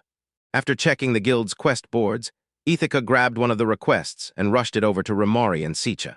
If it's another dumb goblin hunt, Sichca's out, no questions asked. But if it's about hunting herbs, Raori's jumping in without hesitation because goblins are getting seriously exhausting. At long last, Ethica hoisted the quest in her hands and declared, "This time it's different." Sichca Reddit mowed down 30 orcs, but for that tiny payout, it feels criminally low for the danger he just walked into. Ethica jabbed her finger at the very bottom of the paper. It's right there. Your adventurer rank jumps from E to D, and this quest's real prize isn't gold at all, it's the rank up. If they pull this off, she'll finally graduate, and that'll mean I'm stuck at D rank no more. Raori didn't even bat an eye, because if Ethica stays stuck at E rank, it locks them out of higher tier quests. Meanwhile, Slad nearly choked up from how moved he was. Ethica was actually thinking about ranking up after all, and that was just such a good sign. Then he leaned in and asked Raori to whip up extra potions, and that lit her up like crazy. So yeah, they're really doing it. Man, it's been forever. Like seriously, how long have they been stuck out there battling goblins? All right, he's about to grab Diga, so everybody gear up and get ready while he's away. Slad stormed off to the temple to pay it a visit. We're a bunch of men, we're trading brutal blows in a full-on duel. This time, Eska takes the win. From the quiet streets of Renoir village they came. Looks like the hero selection trial isn't done with them yet. People are still throwing down. Ever since Aries got stripped of his hero title, contenders from every corner of the world have been rushing in, each one shouting, "I'm the next hero." Even so, Diga doesn't look like she approves of picking the next hero this way. Then he snaps out of his spiral when he crashes right into her. In the hallway, Diga clutched a stack of clothes and Slad greeted her. Then, as soon as he spotted what needed washing, he jumped in and offered to help. So yeah, they went and got the laundry done, but wait, a saint doing chores? That's supposed to be acolyte work, right? Still, Diga tackles it anyway because she genuinely wants to. Speaking of that, shouldn't she be watching the hero selection trials like her life depends on it today? She's had enough of that method. She knows it won't ever produce someone who's truly worthy of being called a hero, and she can see it clearly now. Even these trials are just a show to calm the factions that cling to the old continent's hero legends like it's their last lifeline. Because to everyone else, it's nothing but empty formality. If you chase fame first, you're basically disqualified from the get-go, straight up. But if you truly want to change the world, you don't wait around. You jump in right where you stand and do what you can. The second someone decides they need a hero title just to make a difference, they immediately reveal they don't have what it takes. After everything that's gone down with Aries, Slad finally gets why it feels a bit strict. So what brings him here today? Slad thrust the quest Ethica told them to take into her hands, and Digio lit up, because Ethica's really out here grinding toward her goal. If that's the case, she'll gladly jump in, so Slad thanked her, but he couldn't shake one question. Can she really walk out of the temple? Of course, you can see it. Priests knock out most of the paperwork, and problems that need the saint himself show up almost never out here in the deep inland. Turns out a saint's life is way calmer than you'd ever guess. And honestly, she can't stand being stuck in here. She's convinced tagging along will put her right in front of the kind of people who actually deserve to be called heroes. So Slad stormed back to the Adventurers Guild with Diga in tow. As soon as he heard Ethica snapping at someone nearby, The receptionist burst out from behind the counter, spotting him instantly and sprinted straight toward their direction. With an ethical warning, it still got him staring at the exit like, "Slad, don't do it. Run, as that woman is dangerous." But before he even managed to twitch, that woman was already right in front of him. She greeted him, but Slad drew a blank. He couldn't remember her at all. Have they met before? She jerked back, cheeks burning. Wait, it's her. The same woman who just recently came at him with that wild, desperate marriage proposal. She's the marriage registration lady. That's right, her name is Seal Nia. Slad stumbled back, totally baffled. Why was she stuck working at the guild branch in the royal capital? Awal had told her he was staying here, and she just couldn't resist chasing that chance to marry into wealth and status. No, that's not it. She came to make a real, heartfelt apology for what she did before, and she'd been grinding like crazy, breaking her own limits to smash her performance targets. Also, she could earn a transfer to this very branch. Slad stumbled back the moment Silnia moved in, because that affection hit like something way stronger than warmth. Yeah, it was potent. Just then, Diga, Raori, and Sichca popped up behind him, their menacing glares locked onto him like a threat. Wait, what? Is he really cheating on Ethica right in front of her? And she's about to smack him, is she?